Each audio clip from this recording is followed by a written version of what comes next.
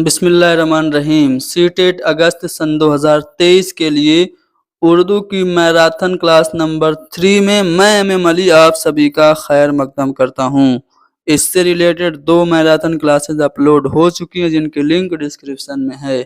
अगर आप लोग ने हमारी वो क्लासेस नहीं देखी हैं तो मैं आपको सजेस्ट करूँगा कि ज़रूर देखिए, क्योंकि ये तीनों मैराथन क्लासेस आपको इंशाल्लाह सीटेट में 30 में से 30 नंबर दिलाएंगी। आज की हमारे इस क्लास को आप लोग लाइक कीजिए, शेयर कीजिए और हैदरी स्टडी पॉइंट को ज़रूर सब्सक्राइब कीजिए। चलिए शुरू करते हैं। पहला सवाल है कि जब बच्चा किसी ज़बान को दूसरी या तीसरी ज़बान के तौर पर सीखता है तो इसे आप क्या कहेंगे? मान लीजिए कि आप हिंदुस्तान में हैं और हिंदुस्तान में आप जर्मन और फ्रांसीसी ज़बान सीख रहे हैं, तो इसे आप क्या कहेंगे? तो इसे हम ज़बान की आमोज़िश यानी कि लैंग्वेज लर्निंग, भाषा अधिगम कहेंगे। जब हम उस्ताद उस्ताद की मदद से रस्मी माहौल में शऊरी तौर पर किसी दूसरी ज़बान या तीसरी ज़बान को या किसी फ़ॉरेन लैंग्वेज को सीखते हैं तो इसे ज़बान की आमोज़िश कहा जाता है। अगला सवाल कि नए लफ्ज़ों के पढ़ने के लिए हुरूफ को उनकी आवाज़ों से जोड़ने का अमल क्या कहलाता है? कोई भी हर्फ है उसकी आवाज़ से जोड़ दीजिए तो इसको हम सौतियाती डिकोडिंग कहेंगे, यानी ऑप्शन नंबर 3 हमारा सही है। एक सिचुएशन दी गई है कि बच्चा अपने दोस्त से जिस ज़बान में बात करता है वो उस्ताद के साथ बातचीत से मुख्तलिफ है, यानी दोस्त से किसी और ज़बान में, उस्ताद से किसी और ज़बान में बात कर रहा है। इसी तरह जब बच्चा माँ से खाने वगैरह के बारे में बातचीत कर रहा है तो वो ज़बान भी अलग है। दोस्त से किसी और ज़बान में, उस्ताद से किसी और ज़बान में, माँ से किसी और ज़बान में बात कर रहा है। तो यहाँ पे ज़बान का कौन सा पहलू सरगर्म है, कौन सा लिंग्विस्टिक एस्पेक्ट यहाँ पे एक्टिव है? क्या वो माहौलियाती यानी कि आपका इन्वायरमेंटल एस्पेक्ट है, या फिर वो नफ्सियाती यानी कि साइकोलॉजिकल है, या फिर वो इनफॉर्मल है यानी कि गैर रस्मी, या फिर वो समाजी पहलू है? तो यहाँ पे अलग अलग लोगों से अलग अलग तरह से बातचीत करना ये समाजी पहलू कहलाएगा ज़बान का, यानी कि ऑप्शन नंबर 4 हमारा करेक्ट होगा। अगले सवाल में ये पूछा जा रहा है कि जब बच्चे घर और तबके से हासिल करदा मुख्तलिफ ज़बानों के तजर्बात के साथ स्कूल में आते हैं तो एज ए टीचर हमें क्या करना चाहिए? बच्चा मादरी ज़बान सीख के घर से आया है तो आप उसकी घर की ज़बान को इग्नोर करेंगे या फिर टीचिंग की ज़बान पे ही ध्यान उसको देने के लिए कहेंगे, या फिर उनसे घर की स्कूल में घर की ज़बान इस्तेमाल नहीं करने देंगे? तो जब बच्चा घर से मादरी ज़बान सीख के आया है तो एज ए टीचर हमें उनके घर की ज़बान को इस्तेमाल करने देना चाहिए, यानी कि ऑप्शन नंबर 3 हमारा सही है। याद रखिएगा, ये जो बच्चों की ज़बान होती है स्कूल में जब आती है, क्लासरूम में जब आती है, तो ये मल्टीलिंगुअलिज्म एज ए रिसोर्स यानी कि माखज़ के तौर पर मादरी ज़बान और माखज़ के तौर पर कसीर लिसानियात कहलाती है, जो कि सीखने में बहुत ज़्यादा मुआविन होती है। अगले सवाल में पूछा जा रहा है कि बच्चों को मुअस्सिर अंदाज में गुफ्तगू करने वाला बनाने के लिए उस्ताद को दर्ज इल्म में से किसे इस्तेमाल नहीं करना चाहिए?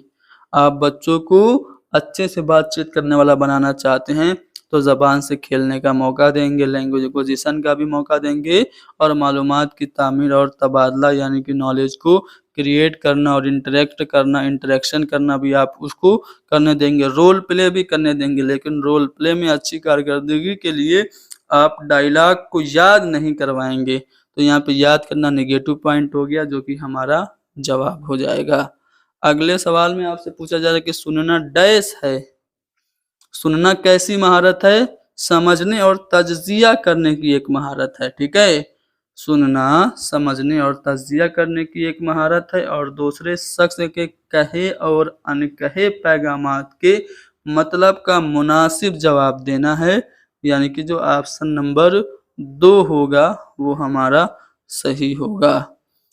यहाँ पे अंदाज़ा कद्र से रिलेटेड यानी कि इवेल्युएशन से रिलेटेड यहाँ पे 4 स्टेटमेंट हैं, जिनमें से एक गलत है। कौन सा गलत है? चारों को बारी-बारी पढ़ते हैं, हमें पता चलेगा कौन सा गलत है। पहला कि अंदाज़े कद्र बच्चों की खूबियों, ज़रूरतों, दिलचस्पी और तरजीहात को पहचानने में मुआविन होता है। क्या ये बात सही है? बिल्कुल सही है, क्योंकि हम इवैल्यूएशन से बच्चों का इंटरेस्ट क्या है, बच्चों का प्रेफ़रेंस क्या है और उनकी क्या नीड है, ये सब जान पाते हैं, ठीक है? दूसरा ऑप्शन है कि अंदाज़े कद्र बच्चों की कारकर्दगी को तक़वियत बख्शता है, यानी कि परफ़ॉर्मेंस को एनहांस करता है, बढ़ाता है और मुदाख़लत के तवज्जुह से मदद करने का मौका भी मिलता है, ये बात भी सही है। अगला अगला जो पॉइंट है, अगला जो ऑप्शन है वो ये है कि अंदाज़े कद्र एक तालिब इल्म की कारकर्दगी का क्लास के दूसरे बच्चों की कारकर्दगी से तक़ाबुल में मुआविन होता है। क्या ये बात सही है? जी नहीं। जब कभी भी आपको इवैल्यूएशन से रिलेटेड ये कहा जाए कि इसमें एक बच्चे की परफ़ॉर्मेंस का दूसरे बच्चे की परफ़ॉर्मेंस से कंपैरिज़न किया जाता है, तो वो ऑप्शन हमेशा नेगेटिव होगा। क्यों? क्योंकि हर बच्चे में इंडिविजुअल डिफरेंसेस होते हैं, इनफ़िरादी ख़ुसूसियात और व्यक्तिगत भिन्नताएँ होती हैं, जिनकी बिना पे हर बच्चे एक-दूसरे से अलग होते हैं। इसलिए हमें बच्चों का आपस में कंपैरिज़न और तकाबुल नहीं करना चाहिए। तो यहाँ पे ऑप्शन नंबर 3 हमारा करेक्ट होगा। आगे बढ़ते हैं, क्लास में बुलंद ख़ानी एक ऐसा तरीका है, यानी कि जब हम बुलंद ख़ानी क्लासरूम में करते हैं तो इससे क्या होता है? आमोज़गारों को तेज़ी से पढ़ने के काबिल बनाने का एक तरीका है बुलंद ख़ानी, या फिर दरसी किताब को मिल के पढ़ने के काबिल बनाने का, या फिर आमोज़गारों को अपनी बारी के इंतज़ार करने का, या फिर आमोज़गारों को रमूज़ औक़ाफ़ यानी कि पंक्चुएशन मार्क्स की मदद से सही तलफ़्फ़ुज़ के साथ पढ़ने के काबिल बनाने का। तो बुलंद ख़ानी से बच्चों का जो प्रोनंसिएशन है वो सही होता है, यानी कि ऑप्शन नंबर 4 हमारा सही होगा। हदफ ज़बान की तदरीस के लिए उस्ताद बच्चे की मादरी ज़बान को एक मीडियम के तौर पर अगर इस्तेमाल करे तो मेथड क्या होगा? मान लीजिए कि आप इंग्लिश पढ़ा रहे हैं और इंग्लिश पढ़ाते हुए आप बच्चे की मादरी ज़बान यानी कि उर्दू का इस्तेमाल कर रहे हैं, तो वो कौन-सा मेथड होगा? तो वो आपका कम्युनिकेटिव मेथड होगा, तरसीली तरीका होगा। इसके अपोज़िट एक मेथड होता है जिसमें हम टारगेट लैंग्वेज पढ़ाते हुए बच्चों की मादरी ज़बान का बिल्कुल इस्तेमाल नहीं करते, तो उसे हम डायरेक्ट मेथड यानी कि रास्त तरीका कहते हैं। एक उस्ताद महीने में 3 बार बाज़ियाबी, 3 बार ज़बानी जाँच और 1 बार ओपन बुक टेस्ट लेता है और इस तरह वो तलबा का अंदाज़ा कद्र करता है, तो इस जाँच को आप क्या कहेंगे? तो इसे हम तश्कीली जाँच यानी कि फ़ॉर्मेटिव असेसमेंट यानी कि रचनात्मक मूल्यांकन कहेंगे। जब आप पढ़ाई के दौरान ही बच्चे का टेस्ट लेते हैं, अभी सिलेबस कंप्लीट नहीं हुआ, पढ़ा रहे हैं, उसी के दौरान आप बच्चों को टेस्ट कर रहे हैं और बच्चों का इवैल्यूएशन कर रहे हैं, तो ये इवैल्यूएशन आपका रचनात्मक मूल्यांकन होगा। और सिलेबस ख़त्म होने के बाद साल के आखिर में जो आप बच्चे का मूल्यांकन करते हैं, वो समेटिव या योगात्मक या तकमीली जाँच होती है, ठीक है ना? चलो आगे बढ़ते हैं। दरसी कुतुब तख्लीक़कारों की नज़्मों, कहानियों, ड्रामों और दूसरी किस्म की तहरीरों पर मुश्तमिल होती है। हमें इस तरह के मवाद का इंतख़ाब करना पड़ता है क्योंकि यह मवाद ये जो हम बच्चों की किताबों में कहानियाँ और नज़्में वगैरह डालते हैं, तो इससे क्या होता है, हम ऐसा क्यों करते हैं? क्योंकि ये नज़्में और ये कहानियाँ जो होती हैं वो मुस्तनद मतन होती हैं और बच्चे को मुस्तनद और फ़ितरी ज़बान मुहैया कराती हैं, यानी कि ऑप्शन नंबर 1 हमारा करेक्ट होगा।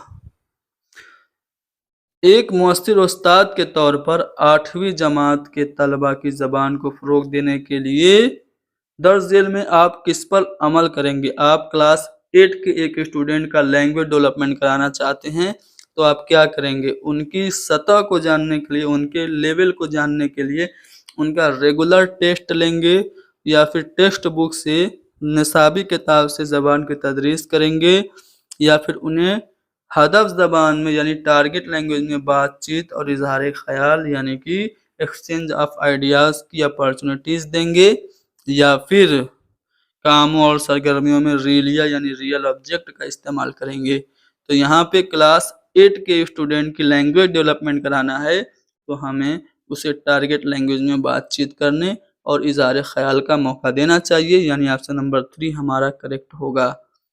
क्लास 6 का एक उस्ताद या तलबा से दरसी किताब के एक बाब को पढ़ने के लिए कहता है और लफ्ज़ी मानी मालूम करने के लिए कहता है, तो वो तलबा में कौन-सी महारत को बढ़ाने की कोशिश कर रहा है। किसी सबक को पढ़ो बेटा और फिर उस सबक में जो अल्फ़ाज़ आए हैं उनके माने भी मालूम करो, तो वो तौसीई मुतालिया करवा रहा है अगर टीचर ऐसा कर रहा है तो, ठीक है। एक्सटेंसिव रीडिंग यानी कि तौसीई मुतालिया ऑप्शन नंबर 1 हमारा सही होगा, जिसे हिंदी में हम व्यापक अध्ययन कहते हैं। हिंदुस्तान की स्कूली दर्सियात में अंग्रेज़ी ज़बान क्या है? तो अंग्रेज़ी हमारी दूसरी ज़बान है और ये हमारी मुआविन सरकारी ज़बान यानी कि एसोसिएटिव ऑफिशियल लैंग्वेज है। आर्टिकल 343 के मुताबिक 343(2) के मुताबिक अंग्रेज़ी मुआविन सरकारी ज़बान है और हमारे इंडियन एजुकेशन सिस्टम में इसे हम सेकेंड लैंग्वेज के तौर पे जानते हैं। शायरी की तदरीस में किस पे तवज्जो नहीं होनी चाहिए? तो कवायद की तदरीस पर तवज्जो नहीं होनी चाहिए। शायरी पढ़ाने का मकसद हमारा होता है तहसीन और लुत्फ़अंदोज़ी, ठीक है? और साथ ही साथ शायरी पढ़ाते हुए हमें शेरी हयातों और तनक़ीदी सोच पर भी ध्यान रखना चाहिए, लेकिन शायरी पढ़ाते हुए ग्रामर की तदरीस पर, ग्रामर की टीचिंग पे हमें तवज्जो नहीं देनी चाहिए, तो ऑप्शन नंबर 2 हमारा सही होगा। ज़बान की तालीम के हवाले से कौमी दर्सियाती खाका सन 2005 यानी कि नेशनल करिकुलम फ्रेमवर्क 2005 कौन सा बयान दुरुस्त है? यहाँ पे 4 बयान है, एनसीएफ से रिलेटेड चारों को पढ़ते हैं, फिर देखते हैं कौन सा वाला सही है। पहला है कि तमाम बच्चे अपनी स्कूली तालीम मादरी ज़बान में शुरू करते हैं और स्कूली तालीम के 10 साल मुकम्मल होते होते 2 और ज़बानें सीख लेते हैं। अगला ऑप्शन है कि तमाम बच्चे रियासत की ज़बान अंग्रेज़ी और एक गैर मुल्की ज़बान सीखते हैं। तीसरा, एक तमाम बच्चे रियासत की तय करदा ज़बान में स्कूली तालीम हासिल करते हैं और जितनी ज़बानें मुमकिन हो वो सीखते हैं। या फिर चौथा ऑप्शन कि तमाम बच्चे आगे पढ़ने के लिए अंग्रेज़ी सीखते हैं। तो यहाँ पे जो एनसीएफ के मुताबिक सही स्टेटमेंट है वो पहला वाला है कि तमाम बच्चे स्कूली तालीम मादरी ज़बान में शुरू करते हैं और बाद में आगे और मज़ीद ज़बानें सीख लेते हैं, यानी कि ऑप्शन नंबर 1 हमारा करेक्ट होगा। माखज़ के तौर पे कसीर लिसानियत यानी कि मल्टीलिंगुअलिज्म एज ए रिसोर्स का मतलब क्या है? कि आमोज़गारों को ज़्यादा ज़बानों को आमोज़िश का मौका देना, यानी कि बहुत सारी ज़बानें बच्चों को सिखा देना, माखज़ के तौर पे कसीर लिसानियत है। या फिर स्कूल में तदरीस व आमोज़िश के लिए आमोज़गारों की ज़बान को इस्तेमाल करना। तो जी हाँ, जब आप किसी भी बच्चे की ज़बान को क्लासरूम में इस्तेमाल करते हैं और उसकी ज़बान को क्लासरूम में रिस्पेक्ट देते हैं, तो वो आपका माखज़ के तौर पर कसीर लिसानियत कहलाता है, यानी ऑप्शन नंबर 2 हमारा सही है। पढ़ने के ऊपर से नीचे की जो अप्रोच है, यानी कि टॉप डाउन अप्रोच या टॉप टू बॉटम अप्रोच, वो किस पे ध्यान देती है? तो टॉप मतलब कुल और फिर उसके बाद उसको छोटे छोटे पार्ट में डिवाइड करिए तो जुज़। तो ये कुल से जुज़ की जो कंसेप्ट है पढ़ने का, टॉप टू बॉटम अप्रोच वो फॉलो करता है कुल से जुज़ का कंसेप्ट, यानी कि ऑप्शन नंबर 3 हमारा सही है। एक उस्ताद आमोज़गारों से आंखें बंद करके सुनने को कहता है और 3 सेंटेंस पढ़ता है और हर सेंटेंस को दोबारा फिर रिपीट करता है। आमोज़गारों ने सुनने के बाद सभी 3 जुमलों को लिखा, तो इस तरह का काम क्या कहलाएगा? तो इसे हम जुमलों का इमला कहेंगे, क्योंकि टीचर सेंटेंस से बोल रहा है और रिपीट भी कर रहा है और बच्चे सुनकर उसे लिख रहे हैं। तौसीई मुतालिया किस लिए होता है? तो तौसीई मुतालिया हम लुत्फ़ अंदोज़ और मजमूई इदराक के लिए करते हैं, यानी कि ऑप्शन नंबर 4 हमारा सही है। क्लास 7 का एक उस्ताद है, वो क्या कर रहा है ध्यान दीजिए। मीटिंग के लिए अपने तलबा को गांव के पंचायत सदर, अरकान, उस्ताद, घरेलू औरत, गांव के मेडिकल अफसर का रोल तफवीज़ करता है, यानी कि बच्चों को रोल दे देता है कि बेटा तुम बन जाओ प्रधान, तुम बन जाओ घरेलू औरत, तुम बन जाओ मेंबर, तुम बन जाओ मेडिकल अफसर। और फिर वो कुछ लैंग्वेज के टॉपिक भी देता है, यानी कि कुछ डायलॉग डिलीवरी भी करवाता है। तो इस एक्टिविटी को हम क्या कहेंगे? तो इसे हम सिंपली रोल प्ले कहेंगे, यानी ऑप्शन नंबर 4 हमारा सही है। बतौर माखज़ मादी ज़बान के इस्तेमाल के बारे में कौन सा बयान दुरुस्त नहीं है? चलो पढ़ते हैं बारी बारी से। ये आमोजगारों के मानी अक्स करने के अमल में मुस्बत रोल अदा करता है, सही बात है। मादरी जबान अहम तदरीसियाती मौके फराहम करती है, ये भी बात सही है। ये दूसरी जबानों को नज़रअंदाज, जी नहीं, मादरी जबान दूसरी जबानों को नज़रअंदाज बिल्कुल नहीं करती है, बल्कि दूसरी जबानों के सीखने में ये मददगार होती है। तो यहाँ पे तीसरा वाला ऑप्शन हमारा सही नहीं है। 10 जेल में कौन सा बयान दुरुस्त है? 4 स्टेटमेंट हैं, जो स्टेटमेंट सही है उसको बताना है।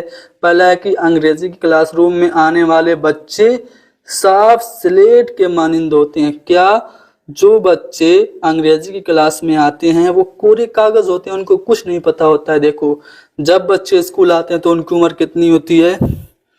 क्लास 1 में अगर पढ़ने वाला बच्चा है तो 5 साल का तो होगा ना। तो 5 साल का बच्चा जब क्लास में आएगा अंग्रेजी क्लास में, तो आप उसे कोरा कागज बिल्कुल नहीं कह सकते। मोबाइल तो वो आपसे ज़्यादा अच्छा चलाएगा, ठीक है, सारी सेटिंग वो कर लेगा, तो आप उसे कोरा कागज नहीं कहेंगे, ये गलत हो गया। पहली जमात के बच्चे अंग्रेजी बिल्कुल नहीं जानते, क्या आप ऐसा कहेंगे? जी नहीं। जो क्लास 1 का स्टूडेंट होगा 5 या 6 साल का, वो अंग्रेजी जानेगा। सीरियल्स और मूवीज वगैरह देख के कुछ अल्फाज वो अंग्रेजी के उसको आ गए होंगे, sorry, thank you, how are you, ऐसा वो समझ रहा होगा। तो ये भी हम कहेंगे कि इसमें नहीं कह रहा है, तो ये भी हमारा बयान गलत हो गया। बच्चे अपने तजर्बात के खजाने के साथ स्कूल में दाखिल होते हैं, तो ये बात बिल्कुल सही है। एक 5 या 6 साल का बच्चा जब स्कूल में एडमिशन लेता है तो वो घर से बहुत सारी चीज़ें सीख के आता है। सबसे पहले तो वो अपनी मादरी ज़बान सीख के आता है, बड़ों को इज्जत देना है, छोटों के साथ मिल के रहना है, झगड़ा नहीं करना है, ये सब चीज़ें वो सीख के आता है। यानी कि वो तजर्बात का ख़जाना लेकर स्कूल आता है।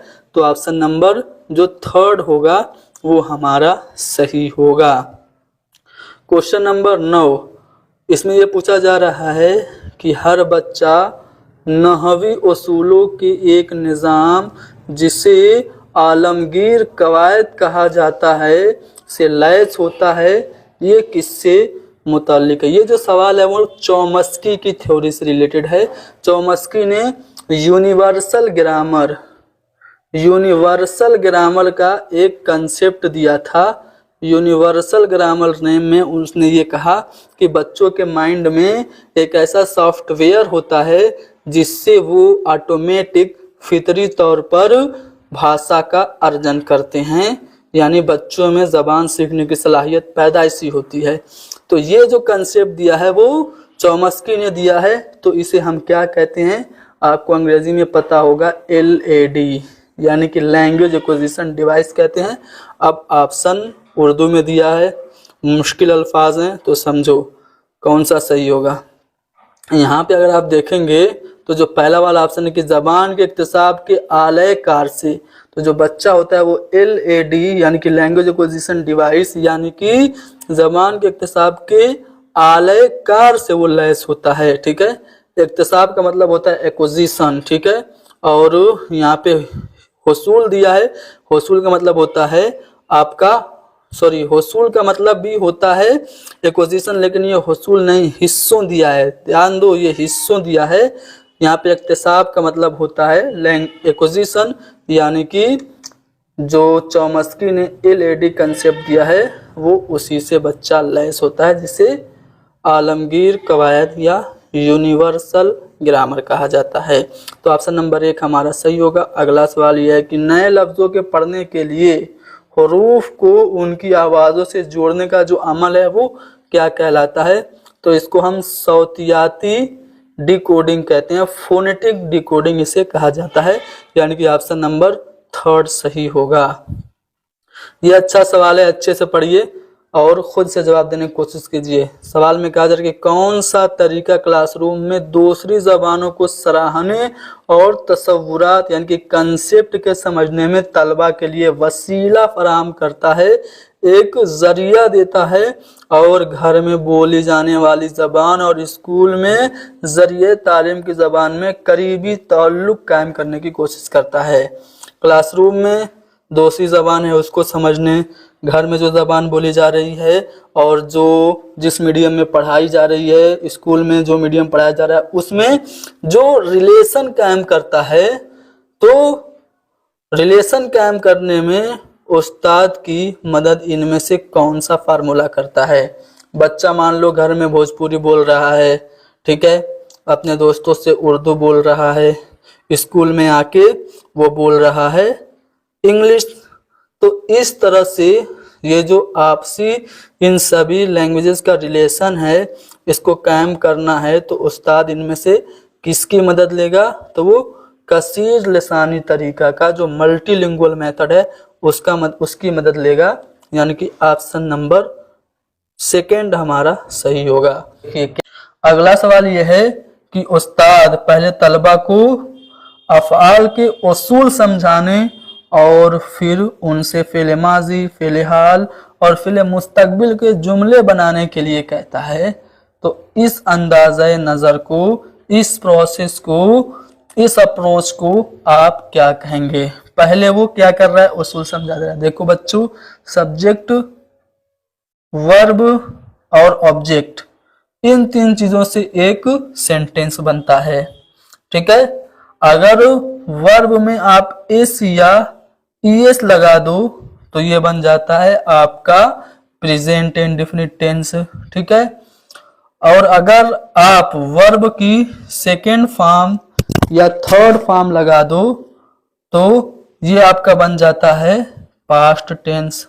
और अगर आप सब्जेक्ट से पहले विल या शैल लगा दो तो ये आपका बन जाता है फ्यूचर टेंस। तो इस तरह से एक टीचर पढ़ा रहा है, तो इसको आप क्या कहेंगे। पहले ही वो रूल बता दिया, पहले ही उसने फार्मूला लिख दिया, फिर इस पे प्रैक्टिस करवा रहा है, तो इसे हम कहेंगे रूल टू एग्जाम्पल। यानी कि ये जो मेथड है वो आपका निगमन विधि है, जिसे हम अंग्रेजी में डिडक्टिव मेथड और उर्दू में इस्तिखराजी तरीका कहते हैं।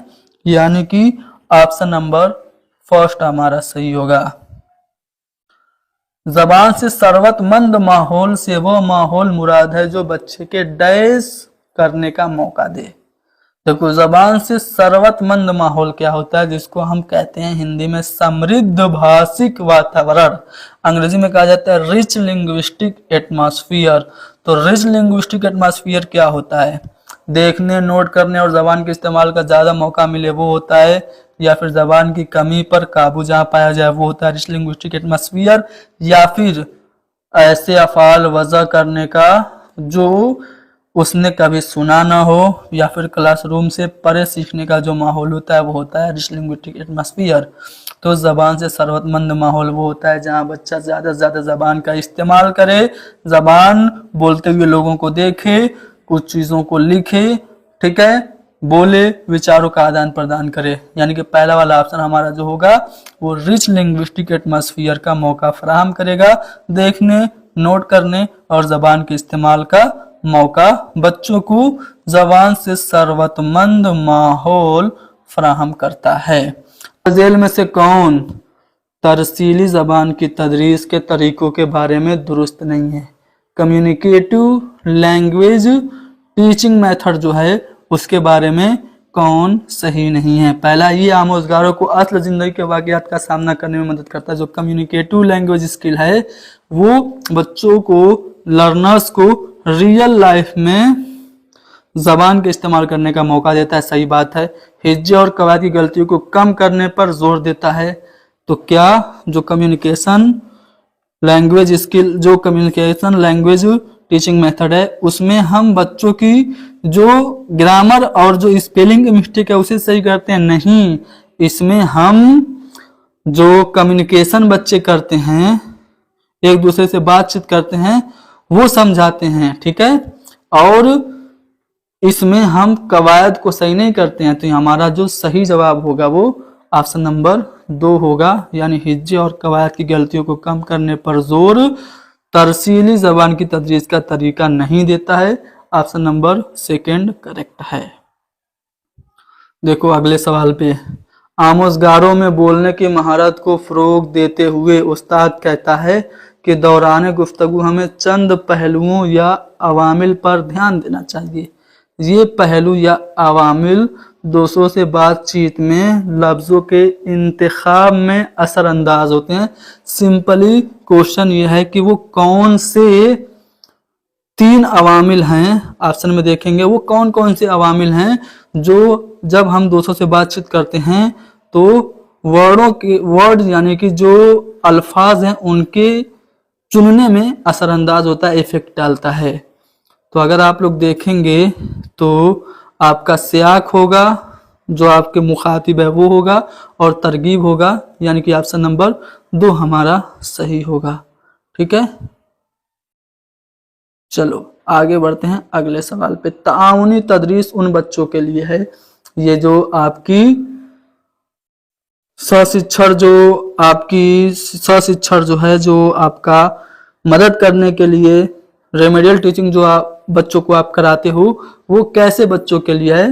क्या मौजू को समझ नहीं सकते जो और जिनको परेशानी हो रही है किसी चीज़ को समझने में, उनके लिए है। क्लास करने में पाबंद नहीं है, उनके लिए है। आमोज़ी नक्श से जो 2-4 हैं उनके लिए, या फिर अदब ज़बान में जो माहिर हैं।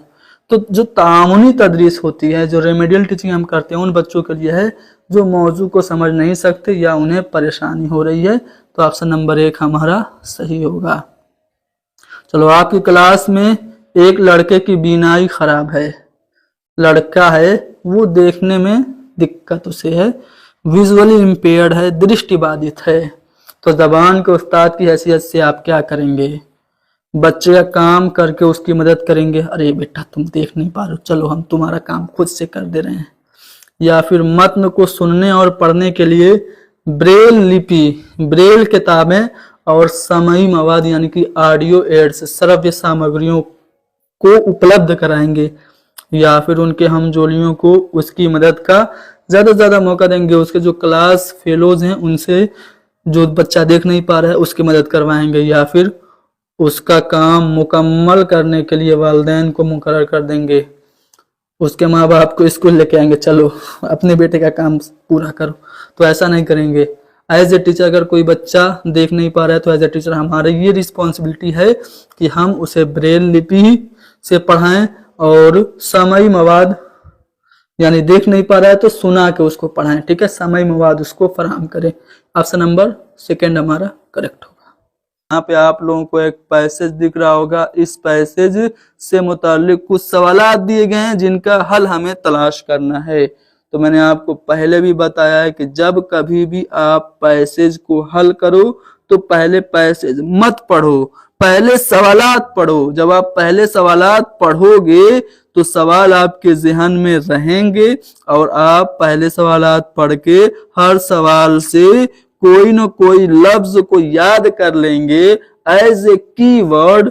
तो वो लफ्ज आपको सवालों के जवाब ढूंढने में मदद करेंगे। कैसे? चलिए मैं आपको दिखाता हूं, देखते हैं। पहले सवाल में आपसे क्या पूछा गया है कि अमीर खुसरो का खानदान किस कबीले से ताल्लुक रखता था। तो इस सवाल से आपको कबीले लफ्ज को याद रखना है। अगले सवाल में अमीर खुसरो किस जमाने से शेर कहने लगे, ये पूछा जा रहा है। तो यहाँ पे जमाने से ये लफ्ज आपको याद रखना है एज ए कीवर्ड। अगला सवाल देखते हैं। अगले सवाल में क्या पूछा गया है? कहा जा रहा है कि अमीर खुसरो का शेर व अदब के अलावा खास मैदान क्या था। तो यहाँ पे आप खास मैदान लफ्ज को याद रखिए, ये आपको जवाब ढूंढने में मदद करेगा। फिर कहा गया कि अमीर खुसरो को किन जबानों में खूब महारत हासिल थी। तो आप पैसेज में देखोगे कि जबानों से मुताल्लिक कहाँ पे जिक्र हो रहा है। जहां पे जिक्र हो रहा होगा जबानों से मुताल्लिक, उसको आप पढ़िएगा, फौरन आपको जवाब मिलेगा। ठीक है, आप देखेंगे तो ऑप्शन में सभी जबानें ही हैं। तो आप बस पूरा पैसेज न पढ़ के जबान वाला जो पोर्शन है उसको आप पढ़िएगा तो आपको जवाब मिल जाएगा। चलिए अगला सवाल कि अमीर खुसरो को कुदरत ने क्या अता किया था। तो यहाँ पे कुदरत लफ्ज आपको याद रखना है। चलो अगला सवाल यह है कि हिंदुस्तान की राजधानी दिल्ली में बोली जाने वाली जबान में अमीर खुसरो ने क्या कहा था। तो अमीर खुसरो ने जो दिल्ली की जबान थी, जिसको आप जबान देहलवी या फिर हिंदवी कहते हैं, उसमें खुसरो ने क्या कहा था, पैसेज पढ़ेंगे तो हमको पता चलेगा। ठीक है। अगला सवाल जो है कि अमीर खुसरो किस जबान के इर्तिका में बुनियादी कड़ी और इमाम की हैसियत रखते हैं। तो यहाँ पे इमाम लफ्ज को याद रखिएगा। अगले सवाल में खास का मुतजाद पूछा जा रहा है, तो इसके लिए आपको पैसेज पढ़ने की जरूरत है क्या, नहीं है। तो खास लफ्ज का मुतजाद हो जाएगा आम। ठीक है। और अगला सवाल है कि जबान की जमा क्या होगी। तो यहीं पे आप जवाब दे देंगे, जबान की जमा जबानों हो जाएगी। तो दो सवाल का जवाब हमने बिना पैसेज पढ़े ही दे दिया। अब बाकी सवालात देखते हैं। और हमने कहा है कि हर सवाल से आपको कीवर्ड याद रखना है। उम्मीद है वो अल्फाज आप लोगों के ज़हन में होंगे। अब पैसेज को पढ़ते हैं। पैसेज में कहा जा रहा है कि अमीर खुसरो ईटा के जिला पटियाली में पैदा हुए। उनका खानदान एक तुर्क कबीले से ताल्लुक रखता था। तो अगर आपके जहन में एक लफ्ज कबीला याद हो तो वहां से आप लोगों का एक सवाल पूछा गया था और यहाँ आपको उस सवाल का जवाब मिल गया। क्या पूछा गया था कि अमीर खुसरो का खानदान किस कबीले से ताल्लुक रखता था। तो यहाँ पे बताया गया है कि तुर्क कबीले से ताल्लुक रखता था, यानी कि यहाँ पे आपको एक सवाल का जवाब मिल गया तुर्क कबीले से। अगले सवाल में आप जमाने से ये कीवर्ड के तौर पर याद किया था। चलिए, खुसरो बहुत ज़हीन थे तालिब इल्मी के जमाने से। तो यहाँ पे आप देखेंगे तो फिर से एक कीवर्ड आपको मिल गया, जमाने से। किस जमाने से? तो तालिब इल्मी के जमाने से। अब देखिए ऑप्शन में तालिब इल्मी है क्या? बिल्कुल है। अमीर खुसरो किस जमाने से शेर कहने लगे? तो तालिब इल्मी के जमाने से शेर कहने लगे। तो ऑप्शन नंबर बी हमारा सही हो गया। आ रहा है ना समझ में? मुझे समझाने में देर लग रही है, लेकिन आप इस तरह से प्रैक्टिस करेंगे ना तो बहुत कम वक्त में आप सारे पैसेज के सवालों को हल कर लेंगे। चलो, खास मैदान आपने लफ्ज याद किया था।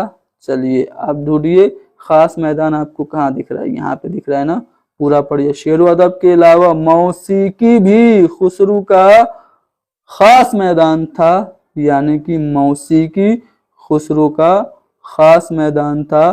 तो आप देखेंगे तो मौसीकी दूसरे वाले ऑप्शन में है। अगला सवाल यह है कि किन जबानों में उनको महारत हासिल थी। तो मैंने कहा कि जबानों का जो गुच्छा और जुमरा है उसे ढूंढिए। तो आप देखेंगे तो फारसी, अरबी, तुर्की और संस्कृत वगैरह में उन्हें खूब महारत हासिल हुई। तो यहाँ पे इस सेंटेंस को पढ़ के आपको पता चला कि उन्हें फारसी, अरबी, तुर्की और संस्कृत जबान में महारत हासिल थी। अमीर खुसरो को कुदरत ने क्या अता किया। तो मैंने कहा कुदरत लफ्ज आपको याद रखना है। तो यहाँ पे आप देखेंगे कुदरत को ढूंढेंगे तो मिलेगा। ठीक है, चलिए ढूंढिए कुदरत। यहाँ पे आपको मिल गया ना तीसरी लाइन में, कुदरत ने उन्हें बहुत तेज दिमाग अता किया था। तो यहाँ पे कुदरत ने उनको तेज दिमाग अता किया, यानी चौथा वाला ऑप्शन सही हो गया। हिंदुस्तान की राजधानी दिल्ली में बोले जाने वाली जबान में खुसरो ने क्या कहा था। तो यहाँ पे आप देखेंगे तो जबान में पहली बार गीत और दोहे खुसरो ने ही कहे, और यही जबान आगे चलकर जबान हिंदी और उर्दू कहलाई, यानी दिल्ली की जबान कहलाई। तो खुसरो ने दिल्ली की जबान में क्या कहे थे? खुसरो ने दिल्ली की जबान में गीत और दोहे कहे थे, यानी कि गीत और दोहे पहले वाले ऑप्शन में है, जो कि हमारा सही जवाब होगा। अमीर खुसरो किस जबान के इर्तिका में बुनियादी कड़ी और इमाम की हैसियत रखते हैं। तो इमाम यहाँ पे आप देखेंगे तो यहाँ पे लफ्ज इमाम मिल गया। इसका पूरा सेंटेंस पढ़िए। इसलिए उर्दू जबान के इर्तिका में खुसरो बुनियादी कड़ी और इमाम की हैसियत रखती है, यानी कि उर्दू जबान के इर्तिका में ये इमाम की हैसियत रखते हैं, यानी बी वाला जो ऑप्शन है वो हमारा सही होगा। ठीक है, तो इस तरह से हमने पैसेज हल कर लिया। मुझे समझाने में वक्त लगा, लेकिन आप इस तरह से प्रैक्टिस किए रहेंगे ना तो कम वक्त में पैसेज के सवालात को आप आसानी से कर लेंगे। चलो, ये तो नज्म है। नज्म भी आप ऐसे कर सकते हो, लेकिन नज्म चूंकि छोटी ही रहती है तो नज्म आप चाहो तो पहले भी पढ़ सकते हो। चलो, नज्म को हम पहले पढ़ते हैं। हर चार बिछा रहा है सब्जा हरे बिछौने, कुदरत के बिछ रहे हैं हर जा हरे बिछौने, जंगल में हो रहे हैं पैदा हरे बिछौने, बिछवा दिए हैं हक ने क्या क्या हरे बिछौने, उस रुत में जहां तक गुलजार भीगते हैं, शहरों दयार कूचे बाजार भीगते हैं, सहरा व झाड़ बूटे कोसार भीगते हैं, आशिक निहारते हैं दिलदार भीगते हैं, क्या क्या रखे है या रब सामान तेरी कुदरत, बदले है रंग क्या क्या हर आन तेरी कुदरत। तो ये शेर था। अब इससे रिलेटेड सवाल देखते हैं। पहला सवाल है कि हरे बिछौने से शायर की क्या मुराद है। तो हरे बिछौने से मुराद है शायर की सब्जा, यानी कि बी वाला ऑप्शन सीटेट ने सही माना है। अगला सवाल है कि शायर के नजदीक हरे बिछौने किसने बिछवाए। तो हरे बिछौने हक ने बिछवाए।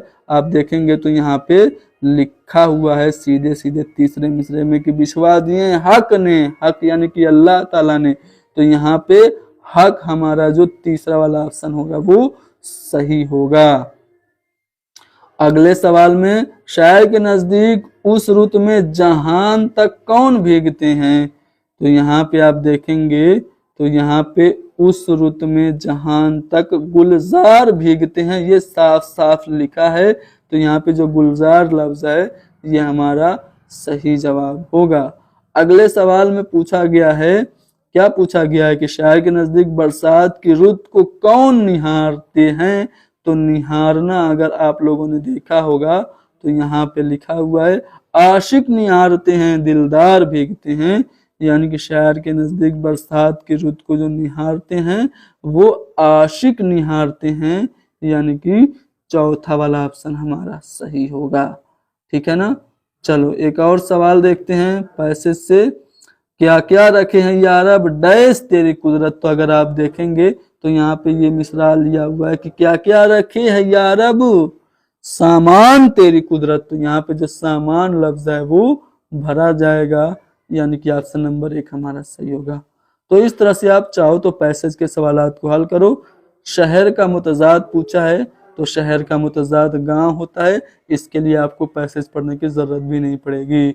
चलो, कसीर लिसानी आगही, जो मल्टीलिंगुअलिज्म है इसको पहचानना क्या कहलाता है। कवायदी उसूलों की वजाहत करना है, या फिर बहुभाषिकता को पहचानना, उसका मुतालिया करना, और आमोजगार किस तरह तीसरी जबान सीखते हैं और मखसूस लिसानी पैटर्न को अपनाते हैं ये समझना है, या फिर जबान के बारे में सोचना और बात करने की अहलियत, या फिर आवाज़ और उसके मानी के माबैन रिश्तों को समझना। तो जो कसीर लिसानी आ गई है, जो बहुभाषिकता की पहचान है, वो क्या है, वो यही है कि जबान के बारे में आप सोचें और बात करने के आप अहल हो गए हैं, तो आप में बहुभाषिकता है, यानी कि ऑप्शन नंबर 3 हमारा सही होगा।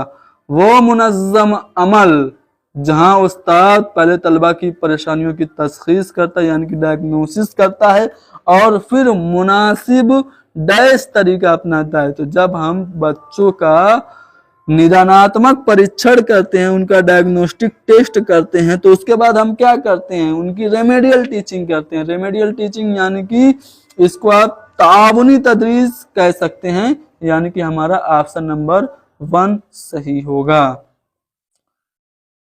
चलो आगे बढ़ते हैं। नोम चॉम्स्की ने कहा था ना कि बच्चे में जबान सीखने की सलाहियत पैदाइशी होती है। तो ये जो पैदाइशी सलाहियत बच्चों में होती है किस वजह से होती है, ये क्वेश्चन आपसे पूछा है। नोम चॉम्स्की के मुताबिक बच्चे पैदाइशी एतबार से जबान सीखने की सलाहियत रखते हैं क्योंकि वो डैश की सलाहियत रखते हैं, क्योंकि उनमें यूनिवर्सल एक ग्रामर होता है, उनके माइंड में एक ऐसा सॉफ्टवेयर फिट होता है जिससे वो फितरी तौर से वो जबान का एक्विजिशन कर लेते हैं। तो यूनिवर्सल ग्रामर यहाँ पे आप देखेंगे तो आलमी कवायद यहाँ पे आपका दूसरा वाला ऑप्शन है जो कि आपका सही है। ठीक है ना। चलो, झैल में से कौन जबान के एतबार से सर्वतमंद माहौल के लिए दुरुस्त है? लैंग्वेज के रिच लिंग्विस्टिक एटमॉस्फेयर के लिए, समृद्ध भाषिक वातावरण के लिए कौन सबसे ज्यादा दुरुस्त है? यह स्कूल तालीम के दौरान मुख्तलिफ तहजीबों के सीखने में माविन है, या यह फिल बदी यानी कि एट वंस, सडनली, अचानक, तुरंत जबान के नमूदार और इर्तिका की बुनियाद फराहम करता है, या आमोजगारों के मतनू यानी कि वेरियस विभिन्न प्रकार की आवश्यकताओं को पूरा करता है, यह जबान के नजरियात यानी कि उनके कंसेप्ट पर अबूर हासिल करने में, उन पे कमांड हासिल करने में उनकी हेल्प करता है। तो ये जो रिच लिंग्विस्टिक एटमॉस्फेयर होता है ये तुरंत बच्चों को जबान को सीखने और जबान से खुद को तरक्की करने और इर्तिका के बुनियाद फराहम करता है, यानी कि ऑप्शन नंबर 2 हमारा सही जवाब है। ठीक है ना। होगा तश्कीली अंदाजा कद्र माविन होता है, जो फॉर्मेटिव असेसमेंट होता है, जो रचनात्मक मूल्यांकन होता है, वो किसमें मददगार होता है? क्लास में मुसाबकती माहौल यानी कि क्लास में कंपटीशन का एटमॉस्फेयर बनाने में मददगार होता है, या फिर तदरीस में उस्ताद की महारत के अंदाजे कद्र में यानी टीचर की जो टीचिंग स्किल है उसके इवेल्युएशन में यह फॉर्मेटिव असेसमेंट मददगार होता है, या फिर बेहतरी लाने के लिए आमोजगारों को मेयारी फीडबैक फराहम कराने में, या फिर हफ्ते में टेस्ट मुनक्किद करने में। तो जो हमारा फॉर्मेटिव असेसमेंट है ये बेहतरी लाने के लिए आमोजगारों को मेयारी फीडबैक फराहम करने में मददगार होता है, यानी कि जो स्टैंडर्ड फीडबैक है वो हमें फॉर्मेटिव असेसमेंट से मिलता है। इससे हम बच्चों में, लर्नर्स में बेहतरी लाने की कोशिश कर सकते हैं। एक उस्ताद मुतवक्का कलमकारों में यानी कि ऐसे लिखने वाले जो आगे लिखेंगे, यानी कि छोटे बच्चे जो हैं मुतवक्का कलमकारों में लिखने की अच्छी महारतों को किस तरह से फरोग देगा? यानी कि अगर टीचर चाहे कि उसके बच्चे आगे चल के मुसन्निफ बने तो बच्चों को मुसन्निफ बनाने के लिए लिखने की अच्छी महारतों को टीचर कैसे डेवलप कराएगा? मौजू और लफ्जों की तादाद के बारे में वाज़ेह हिदायत देकर कि देखो बेटा कोई भी किताब लिखो, कोई भी मजमून लिखो तो एक पर्टिकुलर वर्ड और पर्टिकुलर नंबर्स ऑफ लेटर्स ही उसमें होने चाहिए, या फिर आमोजगारों के कामों की तारीफ करे और मजीद बेहतरी के लिए मखसूस तबसरा करे, यानी कि जो लर्नर्स हैं उनके कामों की प्रशंसा करे, उनको प्रेज करे और उस पर डिस्कशन करे ताकि वो और ज्यादा तरक्की करें, या फिर आमोजगारों से खुशखत लिखने के लिए कहे कि बच्चा कुछ भी हो जाए राइटिंग एकदम चौकस होनी चाहिए, या फिर आमोजगारों को सिर्फ कवायदी गलतियों पर मुफस्सल फीडबैक दे, यानी कि ग्रामेटिकल जितने भी मिस्टेक्स हैं उन पे बस फीडबैक देता रहे। तो बताओ बच्चे कैसे बनेंगे अच्छे राइटर? तो जब आप बच्चों के कामों को प्रेस करेंगे और उन्हें और बेहतरी लाने के लिए उनसे डिस्कशन करेंगे कि बेटा अगर तुम इस कंसेप्ट को, इस पर्टिकुलर सीन को अगर ऐसे लिखते ना तो और ज्यादा मजा आ जाता। तो इस तरह से आप बच्चों को अच्छा कलमकार बना सकते हैं, यानी कि ऑप्शन नंबर 2 हमारा सही होगा। चलो देखो, तरसील जबान की तदरीस में यानी कि कम्युनिकेटिव लैंग्वेज टीचिंग में तलबा को क्लासरूम में बामानी गुफ्तगू में शिरकत का मौका फराहम करने पर जोर दिया जाता है, क्योंकि यह फरोग देता है। यानी कि जो कम्युनिकेटिव लैंग्वेज टीचिंग है उसमें हम चाहते हैं कि बच्चे जो हैं वो मीनिंगफुल कन्वर्जेशन करें। ठीक है, तो ये जो मीनिंगफुल कन्वर्जेशन की अपॉर्चुनिटीज बच्चों को प्रोवाइड कराई जाती है यह क्यों कराई जाती है, क्योंकि ये फरोग देते हैं। क्या फरोग देते हैं? क्या यह क्लास में आजादाना तौर पर मादरी जबान के यूज का मौका देते हैं, पढ़ने में अपनी समझ और इदराक का मौका देते हैं, तहरीरी इजहार को फरोग देने में, या फिर हदफ जबान में बातचीत की महारतों को फरोग देने में। देखो यहाँ पे तरसीली जबान की तदरीस है, कम्युनिकेटिव लैंग्वेज स्किल है, तो आप मादरी जबान को पॉजिटिव टैग वर्ड देख के इसको सही मत मान लीजिएगा, ये सही नहीं है। तरसीली जबान की तदरीस में यानी कि आपका कम्युनिकेटिव लैंग्वेज स्किल की बात हो रही है, उसमें जो हम बच्चों को बातचीत का मौका देते हैं, तो हम बच्चों को टारगेट लैंग्वेज में बातचीत के लिए मोटिवेट करते हैं, यानी कि हदफ जबान में बातचीत की महारतों को फरोग देना हमारा मकसद होता है। अगर हम कम्युनिकेटिव लैंग्वेज टीचिंग मेथड में हम बच्चों को बात करने का मौका दें तो, यानी चौथा वाला ऑप्शन सही होगा। चलो, बामानी मतन को पढ़ना एक सलाहियत है। बामानी मतन मीनिंगफुल जो टेक्स्ट है उसको पढ़ना, मानी को समझने के लिए मतन के तमाम लफ्जों को समझना है, या फिर तहरीरी इशारों और अलामतों को उनके ममासिल आवाजों में बदलना है, रवानी के साथ पढ़ने के लिए हरूफ को समझना और डिकोड करना है, या फिर मतन से तामुल के जरिए मानी तामीर करना है। तो कोई भी मतन पढ़ते हैं तो उसको पढ़ना एक सलाहियत है। तो पढ़ने का मतलब सिर्फ हरूफ की अदायगी नहीं है, बल्कि पढ़ने का मतलब है मानी को समझना, ठीक है। लेकिन यहाँ पे मानी को समझना दिया है, लेकिन मतन के तमाम अल्फाज को समझना ये जरूरी नहीं है। बस मतन का जो कंसेप्ट है उसको समझिए, मतन के जो सेंट्रल आइडिया को आप समझ जाइए तो आपका पढ़ना हो गया।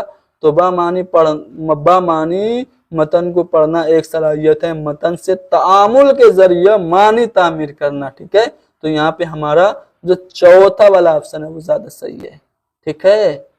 चलो इसका जवाब बताओ।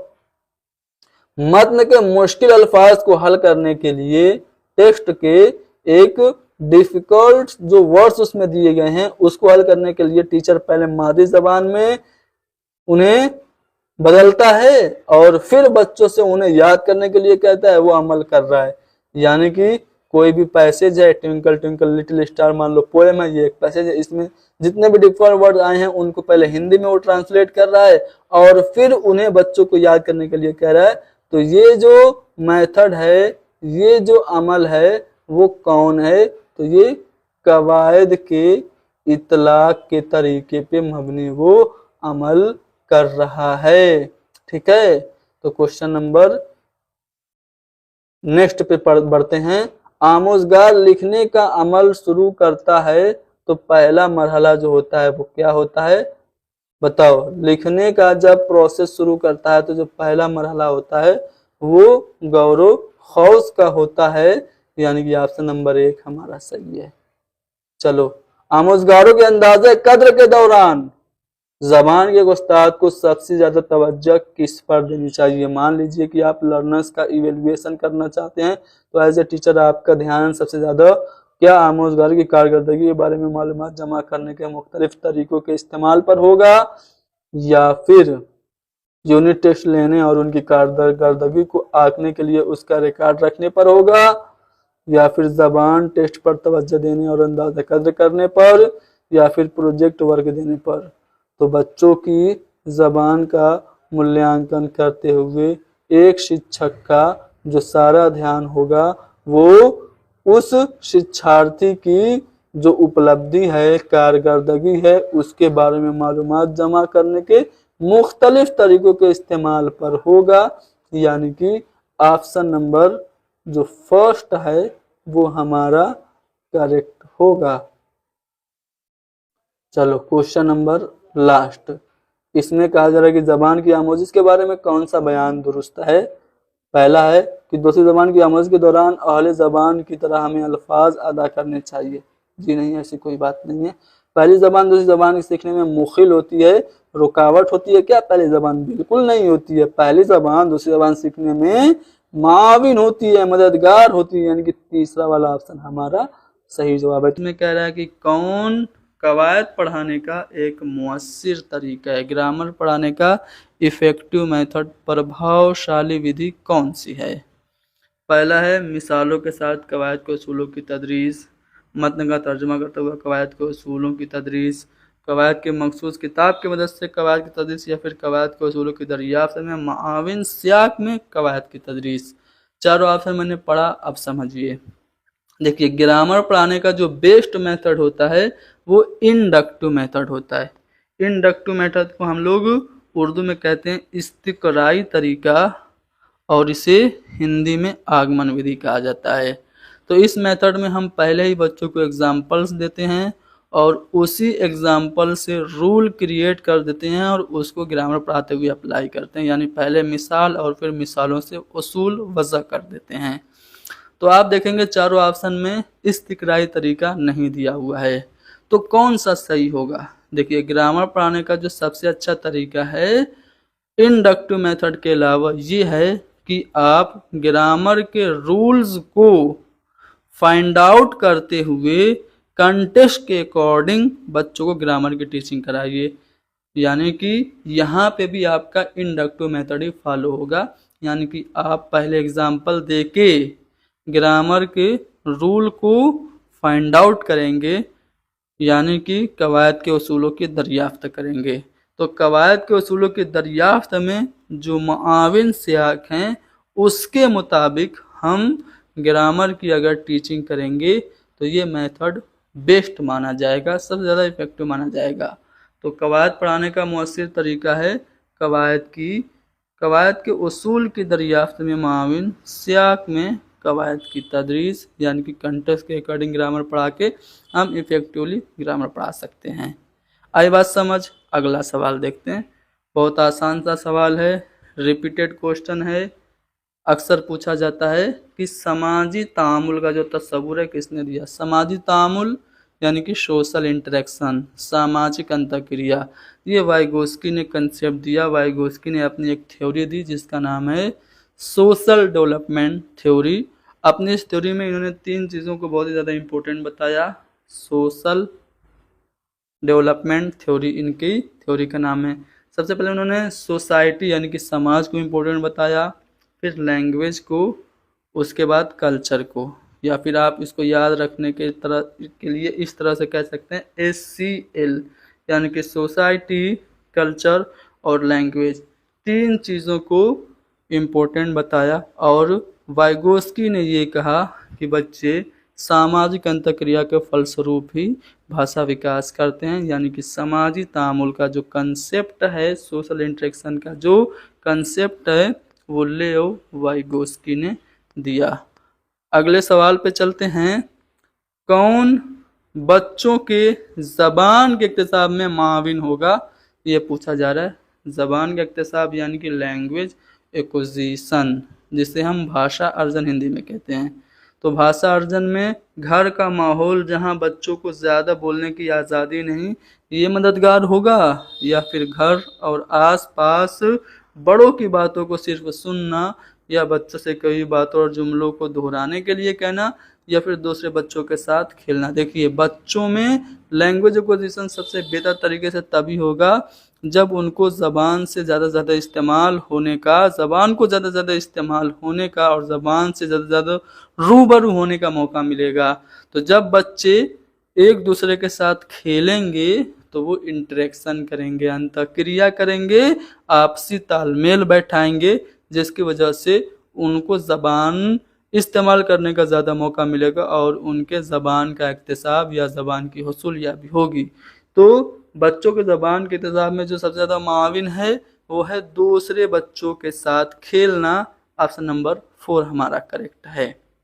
मैं एक्सप्लेनेशन में थोड़ा ज़्यादा वक्त ले रहा हूँ, जानबूझ के ज़्यादा वक्त इसलिए ले रहा हूँ ताकि आप लोगों को कंसेप्ट समझ में आ जाए, वरना मैं 10 मिनट में 20 क्वेश्चन जल्दी से पढ़ के टिक लगा के चला जाऊँ। फ़ायदा क्या होगा जब आपका कंसेप्ट ही क्लियर नहीं होगा।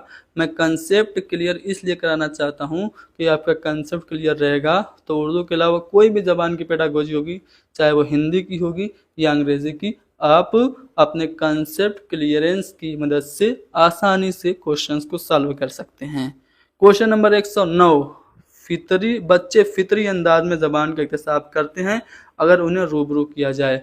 देखो, जो चौमस्की हैं, नोम चौमस्की, उन्होंने ये कहा कि बच्चों में एक फितरी और पैदाइशी सलाहियत होती है ज़बान के इक्तिसाब करने की। वहीं से ये सवाल बना है।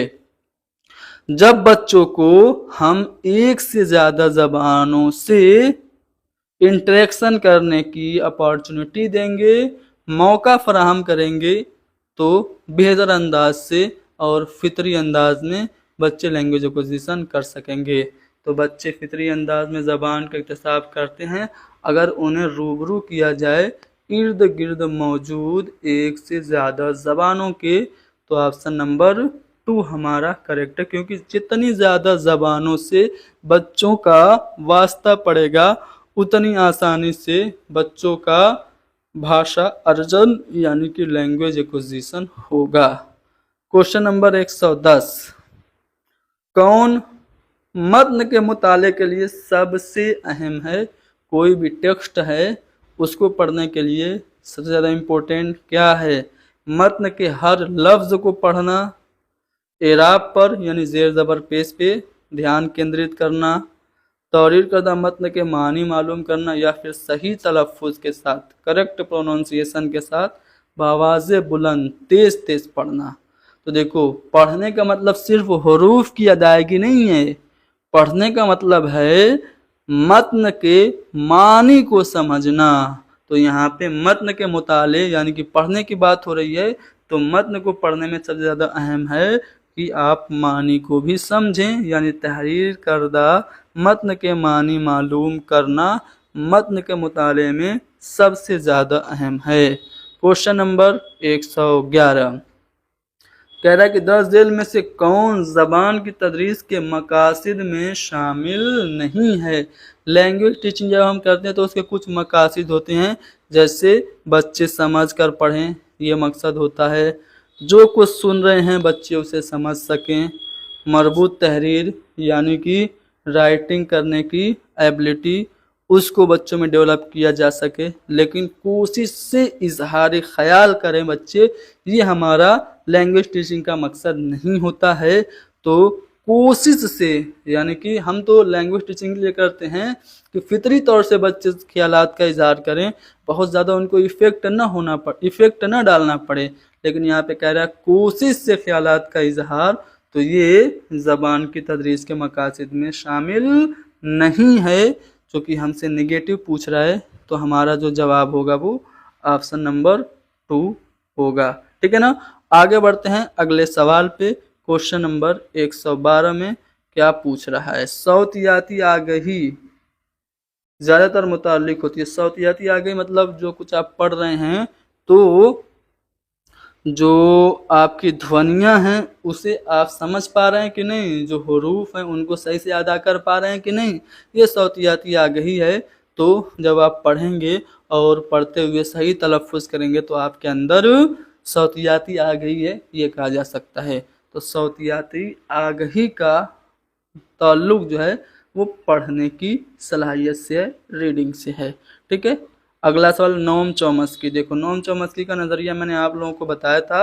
वो कह रहे हैं कि बच्चों में ज़बान सीखने की सलाहियत पैदाइशी होती है।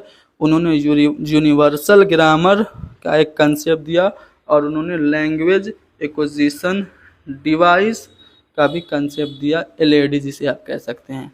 तो वो कहते हैं कि बच्चों में ज़बान की कुदरती महारत यानी कि पैदाइशी तौर से बच्चे ज़बान को सीख लेते हैं। तो जो पैदाइशी तौर से ज़बान बच्चे सीखते हैं उसके क्या मानी हैं? इक्तिसाब करने की बच्चों में पैदाइशी सलाहियत होती है, नकल यानी कि इमिटेशन करने की, परिवर्तन तब्दीली करने की, या फिर ट्रांसलेशन यानी कि तर्जुमा करने की। तो चॉम्स्की ने सीधे सीधे कहा कि बच्चों में ज़बान सीखने की सलाहियत पैदाइशी होती है, यानी कि लैंग्वेज एक्विजिशन की, यानी कि भाषा अर्जन की, यानी कि ज़बान की हुसूल याबी या ज़बान की इक्तिसाब की पैदाइशी सलाहियत होती है। तो ऑप्शन नंबर 1 हमारा सही होगा। अगला सवाल क्वेश्चन नंबर 114, ज़बान की महारतों की तदरीस होनी चाहिए नकल के ज़रिए, अलग थलग, तफसीली वज़ाहत के ज़रिए, या फिर एक मरबूत अंदाज में? देखिए, जो लैंग्वेज स्किल्स हैं वो 4 हैं: सुनना, बोलना, पढ़ना और लिखना। लेकिन याद रखिएगा, जब हम इसको पढ़ते हैं तो हमें सभी चीज़ों को एक में कनेक्ट करके, सभी स्किल्स को एक साथ मजबूत करके, अंतर संबंधित करके पढ़ना है। ये नहीं कि आप सुनना पढ़ें तो बोलना लिखना और पढ़ना एकदम आप छुए ही ना, नहीं, आपको ये जो चारों लैंग्वेज स्किल्स हैं एक साथ एक मजबूत अंदाज में सीखनी है। ठीक है, तो यहाँ पे ऑप्शन नंबर 4 हमारा सही। याद रखिएगा, जब कभी भी आपसे कहा जाए कि ज़बान की तदरीस, ज़बान की महारतें एक तरतीब में यानी कि एक सीरियल वाइज सीखी जाती है, तो वो बात गलत होगी, क्योंकि सीरियल वाइज नहीं बल्कि एक दूसरे से मरबूत होकर के, अंतर संबंधित होकर के, इंटरकनेक्ट होकर सभी लैंग्वेज स्किल्स सीखी जाती हैं। तो यहाँ पे ऑप्शन नंबर 4 हमारा करेक्ट होगा। ठीक है ना, आ रहा है कि नहीं समझ में? समझ में आ रहा है तो कमेंट में अपने तअस्सुरात दो, फीडबैक दो यार।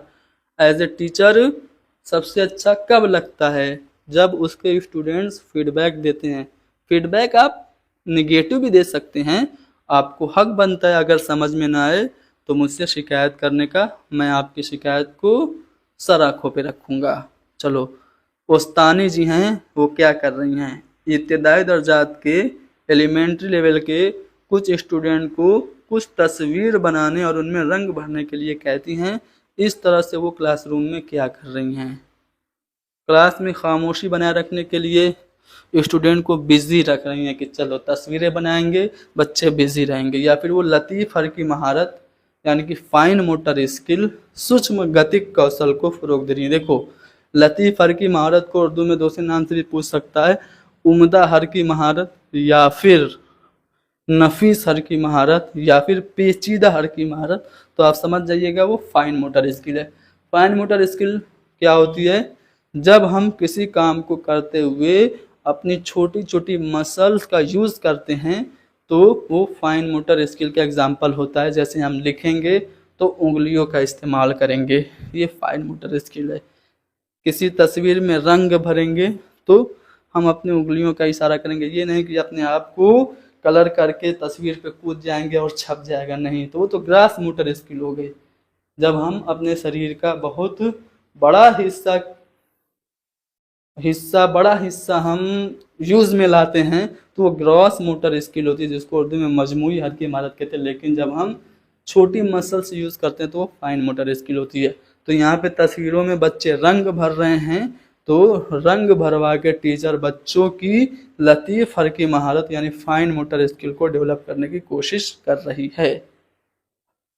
क्वेश्चन नंबर 116 में पूछा जा रहा है कि दर्ज झेल में से कौन से अमल ज़बान के बोलने की महारत को फ़रोग़ देने में सबसे ज़्यादा मुआविन होंगे।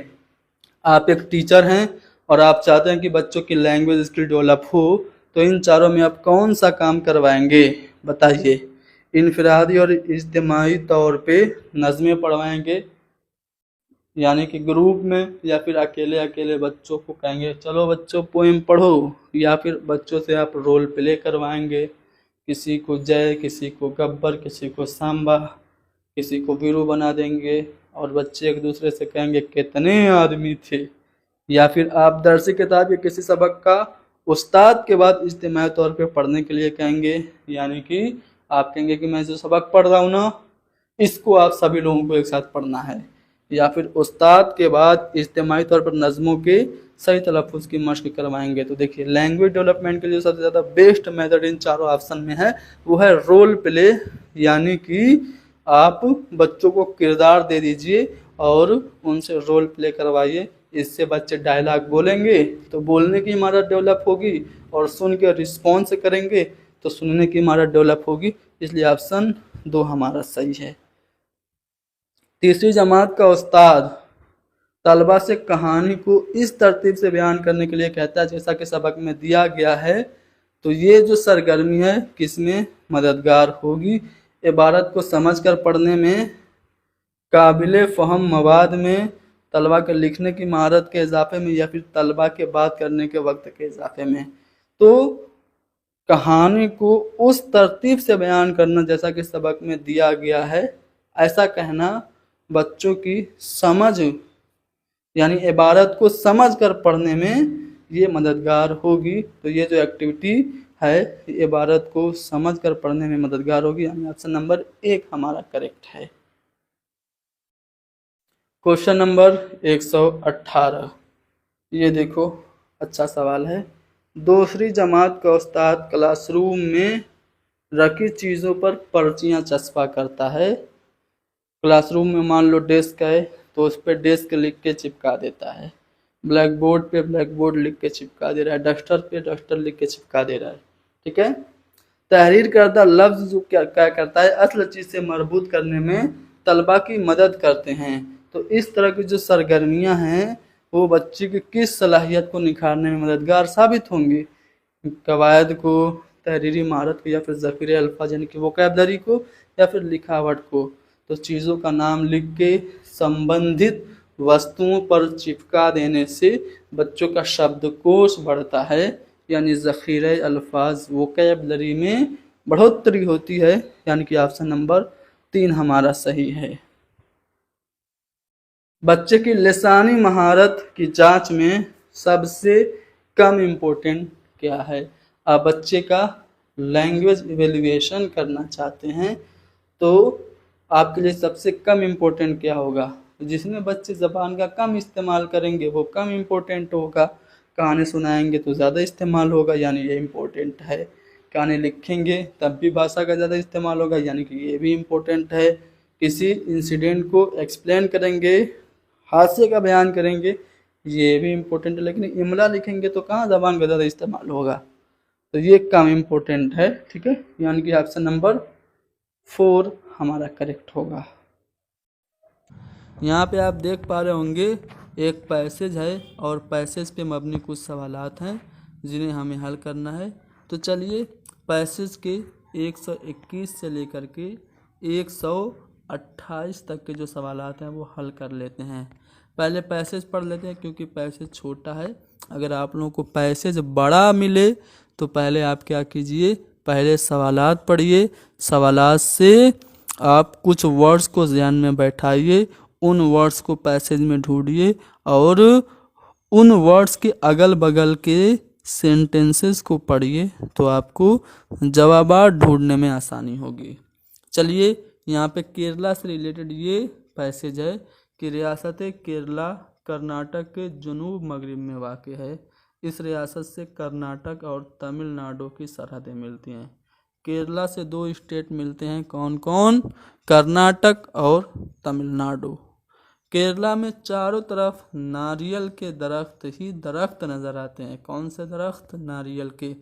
जिस पे मैं ज़्यादा जोर दे रहा हूँ ना वो सवालात के जवाब हैं। ठीक है, केरला के मानी क्या है? नारियल का घर है। यही वजह है कि इस रियासत का नाम केरला पड़ा है। यहाँ की ज़बान मलयालम है। कथकली यहाँ का मशहूर नाच है। और ओणम, ठीक है, ओणम क्या है? मैंने यहाँ पे ओणम पे ध्यान दिया ना। ओणम क्या है? ये यहाँ का ख़ास त्यौहार है। और जनूबी हिंदुस्तान में सबसे ज़्यादा बारिश केरला में ही होती है। दक्षिण भारत में सबसे ज़्यादा बारिश केरला में होती है। यहाँ का जो ज़्यादातर इलाका है वो कैसा है? कैसा ज़्यादातर इलाका? पहाड़ी है। गर्मी बहुत पड़ती है। केरला में जगह जगह, केरला में समंदर जगह जगह अंदर तक चला गया है और यही इसकी सबसे बड़ी खूबसूरती है। केरला के हरे भरे जंगल में, हरे भरे जंगल देखने के काबिल हैं। इन जंगलों में हाथियों के झुंड नज़र आते हैं। क्या नज़र आते हैं? हाथियों के झुंड और झुंड। और इनमें रोजवुड और सागवान के दरख्त पाए जाते हैं। कौन से दरख्त? रोजवुड और सागवान के। ठीक है, तो मैंने कुछ चीज़ें आप लोगों को स्क्वायर करके, ऐसे रेक्टेंगल करके दिखाई हैं, वो सब चीज़ें आपके ध्यान में होंगी। चलिए अब आते हैं सवालात पे। पहला जो सवाल है वो आपके सामने है ये कि केरला के चारों तरफ कौन से दरख्त नज़र आते हैं? तो केरला में चारों तरफ जो आपको दरख्त नज़र आते हैं वो आपको नारियल के नज़र आते हैं, क्योंकि केरला के माने नारियल का घर ही है। ठीक है, अगला सवाल जो आपसे पूछा जा रहा है, केरला का ख़ास त्यौहार कौन सा है? तो मैंने आपको बताया था कि ओणम है। ठीक है, अगर मैं पूछूं पोंगल ये कहाँ का ख़ास त्यौहार है, ईवीएस का इम्पोर्टेंट क्वेश्चन है, आपको कमेंट में बताना है। केरला में ज़्यादातर इलाके कैसे हैं, तो मैंने बताया था केरला के ज़्यादातर इलाके पहाड़ी हैं। अगला सवाल जो है कि केरला के हरे भरे जंगलों में किसके झुंड नज़र आते हैं, तो हाथियों के झुंड नज़र आते हैं।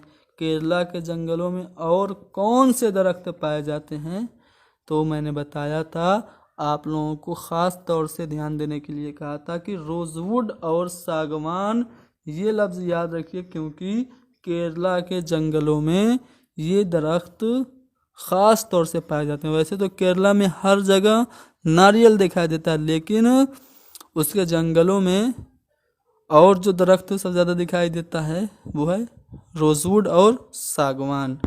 उसके बाद वोकेबलरी बेस्ड क्वेश्चन है सरहद की जमा, तो यहाँ पे सरहद की जमा सरहदें, जो पहला वाला ऑप्शन है वो सही है। ख़ास का मुतज़ाद पूछा जा रहा है तो आम हो जाएगा।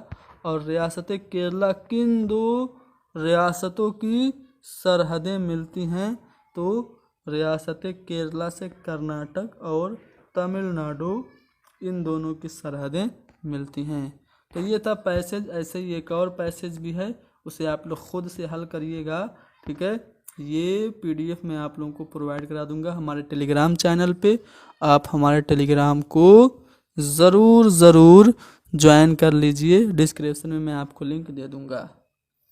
पेडागोजी का पहला सवाल है कि दर्ज झेल में से कौन ज़बान के इक्तिसाब में, किसमें, लैंग्वेज एक्विजिशन में, भाषा अर्जन में बच्चे के लिए सबसे ज़्यादा अहम रोल अदा करता है, टीचर, घर, स्कूल या फिर मीडिया। जाहिर सी बात है, जो बच्चा ज़बान का इक्तिसाब करता है तो उसे हम क्या कहते हैं, उसे हम मादरी ज़बान की हुसूलियाबी कहते हैं। यानी कि ज़बान का इक्तिसाब करने में बच्चा मादरी ज़बान को आत्मसात करता है, ऑब्जर्व करता है, सीखता है। तो इसलिए हम कहेंगे कि मादरी ज़बान जो होती है वो घर की ज़बान होती है। इसलिए ज़बान के इक्तिसाब में जो सबसे ज़्यादा इम्पोर्टेंट रोल अदा करता है वो है घर, यानी ऑप्शन नंबर 2 हमारा सही होगा। कवायद के उसूलों को याद करना इस तरीक़ेकार की बुनियाद है। किस टीचिंग मेथड में हम ग्रामर के रूल्स को याद करते हैं, क्या वो स्ट्रक्चरल मेथड है, डायरेक्ट मेथड है, कवायद का वजाहती तरीका है या फिर फितरी तरीका यानी नेचुरल मेथड। तो कवायद का जो वजाहती तरीका है इसमें हम ग्रामर के रूल्स को याद करते हैं। क्वेश्चन नंबर 38 में पूछा गया है कि ज़बान की आमोजिश में कौन अहमियत नहीं रखता है, किसकी अहमियत बिल्कुल नहीं है। देखो तरतीब यानी कि एक क्रम में हो, ये भी सही है। खुद एतमादी यानी कि आपका सेल्फ कॉन्फिडेंस हो, ये भी लैंग्वेज लर्निंग में इम्पोर्टेंट है। और लर्निंग जो अप्रोच हैं, आमोजशी रवैये हैं, वो भी इम्पोर्टेंट है। लेकिन तर्जुमा ये लैंग्वेज लर्निंग में इम्पोर्टेंट नहीं है। तर्जुमा ये आप एक ज़बान से दूसरी ज़बान में करेंगे तो इससे आपका लैंग्वेज लर्निंग नहीं होगी, तो बाकी के मुकाबले कम अहमियत का हामिल है तर्जुमा। अगला सवाल यह है कि आप बच्चों को लिखने के बारे में बताने के लिए एक उस्ताद की हैसियत से क्या करेंगे। मान लीजिए कि आप बच्चों को राइटिंग स्किल सिखाना चाहते हैं, तो एज ए टीचर क्या बच्चों से हरूफ तहज्जी यानी अल्फ़ाबेट्स लिखने के लिए कहेंगे, या फिर बच्चों को उनके खुद के जो आइडियाज़ हैं, जो उनके खुद के अनुभव हैं, उन्हें एक्सप्रेस करने की अपॉर्चुनिटी देंगे, या फिर बच्चों से पहले याद करने और फिर खुशखत अंदाज में यानी अच्छी राइटिंग में एक पैसेज लिखने के लिए कहेंगे, या फिर बच्चों को ब्लैक बोर्ड से हरूफ को लिखने की अपॉर्चुनिटी देंगे। तो देखो, बच्चा अच्छा मुसन्निफ, अच्छा राइटर कब बनेगा, जब वो खुद के आइडियाज़ को, खुद की फीलिंग्स को एक्सप्रेस करेगा, तभी वो अच्छा राइटर बनेगा। तो अगर एज ए टीचर हमें बच्चों को लिखना सिखाना है तो बच्चों को उनके ख्यालात कलमबंद करने का हमें मौका देना चाहिए, यानी ऑप्शन नंबर 2 हमारा सही है। क्वेश्चन नंबर 140 है कि TLM जो है उसको चूज करने में सबसे ज़्यादा इम्पोर्टेंट पॉइंट क्या है। टीचिंग लर्निंग मटेरियल यानी कि तदरीसी आमूसी मवाद जब आप बच्चों के लिए सेलेक्ट करेंगे तो उसे करीबी बाज़ार में नियर बाई मार्केट में अवेलेबल होना चाहिए, या फिर उसे बहुत ज़्यादा महंगा नहीं होना चाहिए, या फिर सिर्फ तलबा का तैयार करदा होना चाहिए, या फिर उसे सियाक के मुताबिक और मरबूत अंदाज में इस्तेमाल होना चाहिए। तो याद रखिए जब कभी भी आप TLM का यूज़ करेंगे तो TLM ऐसा हो जो कंटेक्स्ट के अकॉर्डिंग हो और बच्चों को उससे सीखने में मदद मिले और मरबूत अंदाज में वो इस्तेमाल होने वाला हो। यानी कि अगर आप लोग मैथ पढ़ा रहे हैं तो उसमें आप भारत का नक्शा नहीं दिखाएंगे, आप ग्लोब नहीं दिखाएंगे, बल्कि उसमें जो मैथमेटिकल इंस्ट्रूमेंट्स होते हैं जैसे अबेकस वगैरह का यूज़ करके बच्चों को पढ़ाएंगे। तो याद रखिए बच्चों के लिए TLM को चूज़ करने में सबसे ज़्यादा इम्पोर्टेंट पॉइंट है वो ये है कि TLM जो हो वो कंटेक्स्ट के अकॉर्डिंग हो और सिस्टमेटिक तरीके से यूज़ होने वाला हो। तो ऑप्शन नंबर 4 हमारा करेक्ट है। क्वेश्चन नंबर 141, ये कुछ ऐसा सवाल है जो कि ऑब्जेक्शनेबल है। इसको मैं पढ़ता हूँ और फैसला आपके हाथ में छोड़ता हूँ कि कौन सा वाला ऑप्शन सही होगा। देखिए, दूसरी जमात के चंद तलबा को बाज़ सौतियों की अदायगी में बाज़ ध्वनियों यानी कि जो वर्ड्स हैं उनको अदा करने में दिक्कत हो रही है। तलबा की इस परेशानी को हल करने की सबसे मुअस्सिर हिकमत अमली, सबसे इफ़ेक्टिव स्ट्रेटजी क्या होगी। पहला है कि इंसानी मुंह के एक मॉडल के इस्तेमाल से ख़ास सौतियों की हामिल अदायगी के नुक्तों को पेश किया जाए। यानी कि एक मॉडल दिखाया जाए हमारे मुंह का और उससे बताया जाए कि यहाँ से अलिफ अदा होता है, यहाँ से बे अदा होता है, यहाँ पे काफ अदा होता है, यहाँ पे ज़ाद अदा होता है। इस तरह से आप सिखाएंगे।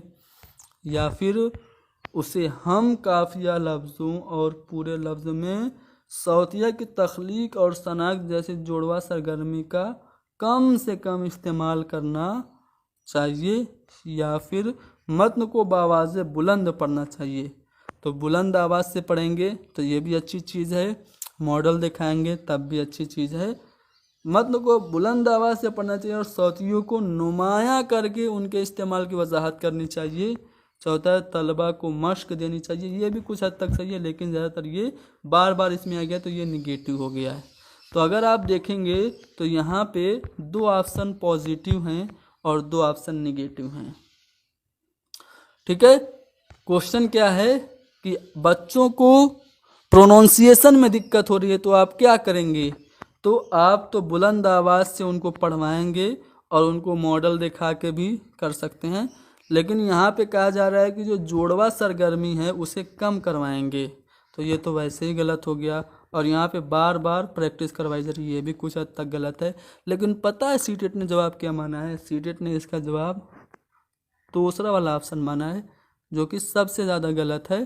क्योंकि आप अगर कोई भी बच्चा किसी हर्फ को अदा करने में दिक्कत महसूस कर रहा है तो आप उसे हम काफिया लफ्ज़ों और पूरे लफ्ज़ में सौतिया की तख्लीक और शनाख्त जैसे जोड़वा सरगर्मी का कम से कम इस्तेमाल नहीं करेंगे, बल्कि दिक्कत कर रहा है तो ज़्यादा ज़्यादा इस्तेमाल करेंगे ना। तो इसलिए यहाँ पे ये अगर ऑप्शन सही है तो इसमें थोड़ा सा चेंज करना होगा कि तलबा की इस परेशानी को हल करने के लिए सबसे कम मुअस्सिर सरगर्मी क्या है। अगर ये कर दें सबसे कम मुअस्सिर सरगर्मी तो सीटेट के मुताबिक जो दूसरा वाला ऑप्शन है वो करेक्ट हो जाएगा। ठीक है। मैंने क्वेश्चन आप लोगों को इसका पोस्टमार्टम समझ लीजिए कर दिया, बाकी आप बेहतर जानते हैं कि इसमें जो गलती है वो क्या है। चलो क्वेश्चन नंबर 145 देखो। उस्ताद के ज़रिए पूछे गए सवालात में से कौन सा सवाल क्लासरूम में कसीर लिसानियात यानी कि बहुभाषिकता मल्टीलिंगुअलिज्म को डेवलप करेगा। देखो मल्टीलिंगुअलिज्म यानी क्लास में एक से ज़्यादा ज़बानें इस्तेमाल होंगी तभी क्लास में मल्टीलिंगुअलिज्म का एटमॉस्फियर होगा। अब देखो कौन सा सवाल है जिसमें बहुत सारी ज़बानें इस्तेमाल होंगी। पहला है एक गुब्बारा उड़कर कितनी ऊंचाई तक जा सकता है। तो बच्चे बताएंगे तो सब बताएंगे 10 फुट 15 फुट। तो तो ये तो एक ही जैसा सवाल, एक ही जैसा जवाब हुआ। सब्जियों के नाम अपनी अपनी जबान में बताओ।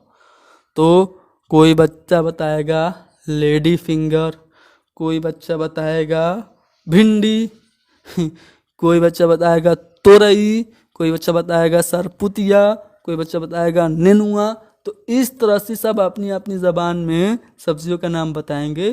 तो इस तरह से क्लासरूम में बहुत सारी भाषाएं इस्तेमाल होने लगेंगी और जो क्लासरूम को बहुभाषी बना देंगी। यानी कि जो दूसरा वाला सवाल है कि सब्जियों को अपनी ज़बान में बताओ सब्जियों के नाम को, तो ये जो सवाल है वो क्लासरूम में मल्टीलिंगुअलिज्म को, बहुभाषिकता को, कसीर लसानियात को फ़रोग़ करेगा। इब्तदाई दर्जात में नज़मों को पढ़ाना चाहिए। हम छोटे बच्चों को नज़में पढ़ाते हैं ना, टिंकल टिंकल लिटिल स्टार, तो क्यों पढ़ाना चाहिए? यह लर्नर्स को टारगेट लैंग्वेज, हदफ ज़बान बोलने का मौका देती हैं इसलिए, या फिर आमोज़गार को नज़्म ज़ब्त में, डिसिप्लिन में रहने के लिए ये नज़में पढ़ानी चाहिए, या फिर हदफ ज़बान के कवायद की आमोज़िश मददगार होगी, या फिर मुश्किल अल्फाज की वजाहत और फिर जुमला साजी में आमोज़गारों की मदद होगी। तो सिंपल सी बात है, हम बच्चों को, छोटे बच्चों को नज़्में इसीलिए पढ़ाते हैं ताकि जिस ज़बान में हमें बच्चे को तालीम देनी है उस ज़बान का बच्चा ज़्यादा से ज़्यादा इस्तेमाल कर ले। मान लीजिए हमें अंग्रेज़ी पढ़ानी है तो हम क्या करते हैं कि शुरुआत में ही बच्चों को ट्विंकल ट्विंकल लिटिल स्टार पढ़ाते हैं। मकसद यही होता है कि बच्चा महजूज हो सके, बच्चा एंजॉयमेंट उसको हो, इंटरटेनमेंट हो और वो टारगेट लैंग्वेज बोलने का उसे अवसर मिले। तो यहाँ पे ऑप्शन नंबर 1 हमारा सही होगा। ठीक है ना। चलो इस सवाल का जवाब बताओ। एक उस्ताद ने क्लासरूम में सुनने की सरगर्मी को अंजाम देने का, यानी लिसनिंग स्किल की जो एक्टिविटी है वो करने की सोची। उसने क्या किया, उसने इस अमल में आमोज़गारों को पार्टिसिपेट करने के लिए चंद गौर खौज की, यानी चिंतन करने की गतिविधि या चिंतन करने वाले कामों का मंसूबा बनाया। जैसे दिलचस्पी पैदा करने वाले सवालात और बहस व मुबाहिसा के लिए कुछ तफसीली सवालात। तो ये जो तैयारी टीचर करा रहा है इसे आप क्या कहेंगे? सुनने से पहले की सरगर्मी, सुनने के दरमियान की सरगर्मी, सुनने के बाद की सरगर्मियाँ, या सुनने की सरगर्मियों की तौसी और इत्तिबा। तो यहाँ पे टीचर क्लासरूम में सुनने की एक्टिविटी करने के लिए वो गौर खौज करवा रहा है, दिलचस्पी पैदा करने वाले सवालात और डिस्कशन करवा रहा है। तो वो सुनने से पहले की सरगर्मी कराना चाह रहा है, यानी ऑप्शन नंबर 1 हमारा करेक्ट होगा। चलो क्वेश्चन नंबर नेक्स्ट देखते हैं क्या है। क्वेश्चन नंबर अगला कहाँ गया जी? हाँ, क्वेश्चन नंबर अगला यहाँ पे है। हाँ, कि तदरीस के किस तरीके में पहले कवायद के उसूलों पे तवज्जो दी जाती है, फिर उसी बुनियाद पे बहुत सी मिसालें पेश की जाती हैं। यानी कि पहले ही फार्मूला बता दो कि sine square theta plus cos square theta बराबर 1। फार्मूला पहले ही बता दिया। अब ये फार्मूला जहाँ कहीं पे भी आए डायरेक्ट 1 लिख दो। तो ये जो मेथड है वो कौन सा है? इसको हम कहेंगे निगमन विधि, यानी डिडक्टिव मेथड। इसे उर्दू में इस्तिखराजी तरीका कहते हैं। पहले ही रूल बता दो फिर एग्जाम्पल कराओ तो वो इस्तिखराजी तरीका होगा। जबकि इसके उल्टे होता है, पहले बच्चों को एग्जाम्पल दिया जाए, उसी एग्जाम्पल से रूल को क्रिएट कर दिया जाए तो वो हमारा कहलाता है कौन सा विधि? आगमन विधि, जिसे हम उर्दू में इस्तिकराई तरीका और अंग्रेजी में इंडक्टिव मेथड कहते हैं। लेकिन यहाँ पे उल्टा हो रहा है, पहले ही रूल फिर एग्जाम्पल, तो इसलिए ये इस्तिखराजी तरीका हो गया। क्वेश्चन नंबर नेक्स्ट में आमोज़गार किस तरह ज़बान का इक्तिसाब करता है, ये पूछा जा रहा है। यानी कि लैंग्वेज एक्विजिशन बच्चा कैसे करता है, तो जाहिर सी बात है जब बच्चा इंटरेक्शन करेगा तभी लैंग्वेज एक्विजिशन करेगा, भाषा अर्जन करेगा। तो फितरी तामुली माहौल में जब वो ज़बान का ज़्यादा से ज़्यादा यूज़ करेगा तभी बच्चे में लैंग्वेज एक्विजिशन होगा। यानी कि ऑप्शन नंबर 1 हमारा सही है। क्वेश्चन नंबर अगला है 143। इसमें सिंपली पूछा जा रहा है लतीफ़ अर की महारत। लतीफ़ अर की महारत क्या होती है, तो इसे अंग्रेजी में कहते हैं fine motor skill. Fine motor skill कहते हैं। इसका उर्दू में हर साल अलग अलग तर्जुमा करके पूछ देता है। कभी इसको नफीस हर की महारत के नाम से पूछता है, कभी इसको पेचीदा हर की महारत के नाम से पूछता है, कभी इसको बेहतरीन हर की महारत के नाम से पूछता है। और सन 2021 दिसंबर में इसको पूछा था लतीफ़ हर की महारत। तो वो महारत जिसमें आपके जिस्म के छोटे छोटे आज़ा इस्तेमाल होते हैं, जैसे उंगलियों का इस्तेमाल होता है, तो वो आपकी जो महारत है उसे हम कहते हैं फाइन मोटर स्किल। तो जब आप लिखते हैं तो लिखने में आपका पूरा शरीर नहीं बल्कि उंगलियां सिर्फ इस्तेमाल होती हैं, इसलिए लिखना आपका फाइन मोटर स्किल का एग्जाम्पल है। ठीक है, चलो क्वेश्चन नंबर नेक्स्ट क्या पूछा जा रहा है। क्वेश्चन नंबर नेक्स्ट में ये पूछा जा रहा है कि पोस्टर के हवाले से कौन सी बात सही नहीं है। क्लासरूम में पोस्टर या फिर तस्वीर के हवाले से क्या सही नहीं है। पहला है कि ये बच्चों को तस्वीर के मुशाहदे का मौका देता है। सही बात है, जब आप पोस्टर लगाते हैं क्लासरूम में तो इससे बच्चे उसका ऑब्जर्वेशन करते हैं। यह बच्चों को अपने इजहार और तस्वीरों की बुनियाद पर कुछ लिखने का मौका देता है। ये बात भी सही है, तस्वीरों से बच्चे खुद को एक्सप्रेस करते हैं। यह बच्चों को ख्याली दुनिया और क्लास में तख्लीकियत क्रिएटिविटी को बढ़ाता है। ये बात भी सही है। यह बच्चों को सुनने की महारत को फ़रोग देने में मदद देता है। तो बताओ तस्वीरों से बच्चा सुनेगा क्या, तो जब तस्वीरें बोलती ही नहीं हैं तो उससे सुनने की महारत के फ़रोग का मौका नहीं मिलेगा। इसलिए जो हमारा ऑप्शन गलत होगा वो चौथा वाला ऑप्शन होगा, यानी कि ऑप्शन नंबर 4 हमारा करेक्ट है। Question number 149। यहाँ तक कि इब्तदाई ख्वानदगी की सतह पर डैश शुमार होता है। डैश भी लिखने में शुमार होता है। जब छोटे बच्चे होते हैं तो आड़ी तिरछी रेखाएं बनाते हैं, ड्राइंग वगैरह बनाते हैं, ऐसे आम उम बनाते हैं ना। मैं देखो मैं कितना अच्छा आम बना दिया, इतना अच्छा आम बना दिया कि इसको निकाल के तुम लोग खा जाओगे। मजाक कर रहा हूँ, मेरी ड्राइंग बहुत बुरी है। बहरहाल तो यहाँ पे जो छोटे बच्चे इस तरह से ड्राइंग बनाते हैं ना, तो ये ड्राइंग जो होती है इसको लिखना कहते हैं। ठीक है, वो ड्राइंग से अपने निशानात को बामानी कर रहा होता है, यानी वो लिख रहा होता है। तो इब्तिदाई ख्वानदगी की सतह पर ड्राइंग भी लिखने में शुमार होती है। अगले सवाल पे चलते हैं, जिसमें यह पूछा जा रहा है कि प्राइमरी सतह पर खेल या सरगर्मी की हिदायत देनी चाहिए। मान लीजिए कि आप एक टीचर हैं, आप प्राइमरी के किसी क्लास में तालीम दे रहे हैं, एजुकेशन दे रहे हैं, और आप वहाँ पे कोई बच्चों को गेम करा रहे हैं या फिर कोई एक्टिविटी करा रहे हैं। तो आप जो इंस्ट्रक्शन देंगे बच्चों को कैसे देंगे, तो याद रखिएगा नेशनल करिकुलम फ्रेमवर्क हो या फिर राइट टू एजुकेशन एक्ट हो, न्यू एजुकेशन पॉलिसी 2020 हो, या फिर हमारे संविधान में आर्टिकल 350A हो। इन सभी की ये सिफारिशात हैं कि प्राइमरी दर्जात पर कम से कम क्लास 1 से 8 तक बच्चों को उनकी मादरी ज़बान में तालीम देनी चाहिए। इसलिए एज ए टीचर जब कभी भी आप प्राइमरी के किसी भी क्लास में टीचिंग करें तो बच्चों को कोई एक्टिविटी कराएं या फिर कोई भी खेल खिलवाएं, तो आप हमेशा हिदायत, निर्देश और इंस्ट्रक्शन बच्चों की घर की ज़बान या फिर उनकी मादरी ज़बान में देंगे, यानी कि ऑप्शन नंबर 1 हमारा सही होगा। अगले सवाल में ये पूछा जा रहा है कि दर्ज झेल बयान के हवाले से कौन दुरुस्त नहीं है। यहाँ पे एक स्टेटमेंट है, इसके हवाले से 4 ऑप्शन दिए गए, कौन सा ऑप्शन गलत है। नज्म, गीत और गाने बच्चों के लिए जरिया हैं। ये जो बच्चों के लिए हम पोएम्स और जो हम गीत और गाने बच्चों की किताबों में डालते हैं वो किसका जरिया है। लफ्ज और जुमलों की साख्त याद करने का, देखो किसका जरिया नहीं है, ये निगेटिव पूछ रहा है।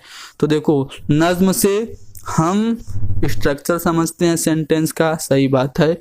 वर्ड्स की प्रैक्टिस भी होती है, ये भी सही बात है। और नज्म से वोकैबुलरी भी बच्चों की बढ़ती है, शब्दकोश और ज़ख़ीरे अल्फाज में भी बढ़ोतरी होती है। लेकिन हम किसी भी नज्म के पैसे से हम ग्रामर नहीं सीखते हैं। मान लो ट्विंकल ट्विंकल लिटिल स्टार, ये कोई पोएम है, तो क्या इससे बच्चे ग्रामर सीखेंगे? Into the sunshine full of the light living and flashing from morning till night, ये पोएम है, तो क्या इससे बच्चे ग्रामर सीख पाएंगे? नहीं। स्ट्रक्चर सेंटेंस का समझ पाएंगे, ठीक है। सनशाइन लफ्ज़ आया, मूनलाइट लफ्ज़ आया पोएम में, तो वो लफ्ज़ की मश्क करेंगे और वोकैबुलरी भी उनकी बढ़ेगी, लेकिन ग्रामर नहीं सीखेंगे। तो निगेटिव पूछा है, तो हमारा जो जवाब होगा वो ऑप्शन थर्ड हो जाएगा। अगले सवाल में क्या पूछा जा रहा है? उस्ताद बच्चों का अंदाज़ा कद्र करता है। एक टीचर बच्चों का जो इवेल्युएशन करता है वो क्यों करता है, क्या जानने के लिए करता है? क्लास में ज़बान के सबसे बेहतरीन इस्तेमाल करने वाला कौन सा स्टूडेंट है, ये चेक करने के लिए बच्चों का इवेल्युएशन करता है कि पूरी क्लास में कौन सा बच्चा सबसे अच्छे से ज़बान का इस्तेमाल करता है। या फिर बच्चों की आमोज़ी खिला को जानने के लिए, जो लर्निंग डिसेबिलिटीज़ हैं उनको जानने के लिए बच्चा इवेल्युएशन करता है। या फिर बच्चों की आमोज़िश में बेहतरी लाने की गरज से मज़ीद मंसूबा साजी करी, यानी कि बच्चों की जो लर्निंग है उसमें और ज़्यादा बढ़ोतरी और बेहतरी लाए, उसको इम्प्रूव करे, इसलिए प्लानिंग करने के लिए एक टीचर इवेल्युएशन करता है। या फिर बच्चे का उसके हम जमातों से तकाबुल करने के लिए, क्लास फेलोज से कंपैरिजन करने के लिए इवेल्युएशन करता है। तो याद रखिएगा, एक टीचर जो इवेल्युएशन करता है वो इसीलिए करता है ताकि वो अंदाज़ा लगा पाए कि बच्चों ने कितना सीखा है और जो वो सीख रहे हैं उनको कैसे बेहतर बनाया जा सके। यानी कि आमोज़िश की, बच्चों की आमोज़िश में बेहतरी लाने की गरज से और मज़ीद मनसूबाबंदी के लिए एक टीचर बच्चों का मूल्यांकन करता है, अंदाज़ा कद्र करता है। तो ऑप्शन 3 हमारा सही होगा, ठीक है। ऑप्शन 1 हमारा सही नहीं है, क्योंकि इसमें सबसे बेस्ट कौन है ये तलाश कर रहा है टीचर। और दूसरे वाले ऑप्शन में आमोज़ी खला को जानने के लिए, तो ऐसा नहीं है। इवेल्युएशन आमोज़ी खला को जानने के लिए नहीं होता है, लर्निंग डिसेबिलिटीज़ को जानने के लिए हम एक टेस्ट करते हैं जिसका नाम है तशख़ीसी या डायग्नोस्टिक टेस्ट। इसलिए ऑप्शन 3 हमारा यहाँ पे सही होगा। अगले सवाल में यहाँ पे ज़ू लिसानी बच्चे जो बाइलिंगुअल स्टूडेंट हैं, एक ज़बान बोलते वक्त अक्सर दूसरी ज़बान के अल्फाज भी इस्तेमाल करते हैं। मान लीजिए कि आप एक ज़ू लिसानी क्लास के किसी एक बच्चे को खड़े कर रहे हैं और कह रहे हैं कि चलो अपना तारुफ कराओ। तो वो कहता है मेरा नाम अली है, मेरे अब्बू का नाम मोहम्मद है, मेरी माता जी का नाम हैदरी है। अब यहाँ पे अब्बू के बाद उसने माता लफ्ज़ लेके आ दिया, तो वो हिंदी और उर्दू दोनों अल्फाज इस्तेमाल कर रहा है। तो इसे आप क्या कहेंगे? इसको कोड स्विचिंग कहेंगे या फिर कोड मिक्सिंग कहेंगे, कसीर लिसानियत यानी कि मल्टीलिंगुअलिज्म कहेंगे, या फिर महारत की सतह कहेंगे। तो देखो, इसको कसीर लिसानियत नहीं कहेंगे। कसीर लिसानियत में 2 या 2 से ज़्यादा ज़बानें होती हैं, ठीक है। यहाँ पे क्या हो रहे हैं, वर्ड्स, हिंदी के वर्ड्स उर्दू में आ जा रहे हैं और उर्दू के वर्ड्स हिंदी में आ जा रहे हैं, तो इसको हम कहेंगे कोड स्विचिंग, ठीक है। यानी कि ऑप्शन नंबर 1 हमारा सही होगा। चलो आगे बढ़ते हैं अगले सवाल पे। बच्चे मुख्तलिफ निशानात बनाकर, अलग अलग सिंबल्स बनाकर अपने लिखने का सफ़र शुरू करते हैं। जब बच्चे सफ़र शुरू करते हैं तो आड़ी तिरछी रेखाएं खींचते हैं। तो ये जो आड़ी तिरछी रेखाएं हैं इसको हम ड्राइंग कहेंगे, स्क्राइबिंग कहेंगे, तहरीर कहेंगे, या फिर इन्वेंटेड स्पेलिंग कहेंगे। तो ये आड़ी तिरछी रेखाएं जो बच्चे लिखने की शुरुआत के वक्त बनाते हैं, इसको हम स्क्राइबिंग कहेंगे, यानी कि ऑप्शन नंबर 2 हमारा सही होगा। दर्ज झेल में से कौन सी महारत बाद में बच्चों की खुशखत को बेहतर बनाने में माविन होगी? यहाँ पे 4 काम बच्चे कर रहे हैं। इन चारों कामों से कौन सा ऐसा काम है जो बच्चों की राइटिंग अच्छा करेगा? अलमारी में कपड़ा बिछाना, किसी चीज़ को उबालना, लकड़ी चुनना, या फिर मोतियों की माला बनाना। अब देखो इनमें से कौन सा ऐसा काम है जो फाइन मोटर स्किल का है, यानी कि कौन सा ऐसा काम है जिसमें कम से कम आज़ा इस्तेमाल हो रहे हैं। तो अलमारी में कपड़ा बिछाएंगे तो ज़्यादा चीज़ें, देखो ये चीज़ किसी चीज़ का उबालना, इससे तो कोई आज़ा का इस्तेमाल ही नहीं हो रहा है, बस रख दिया उबल रहा है।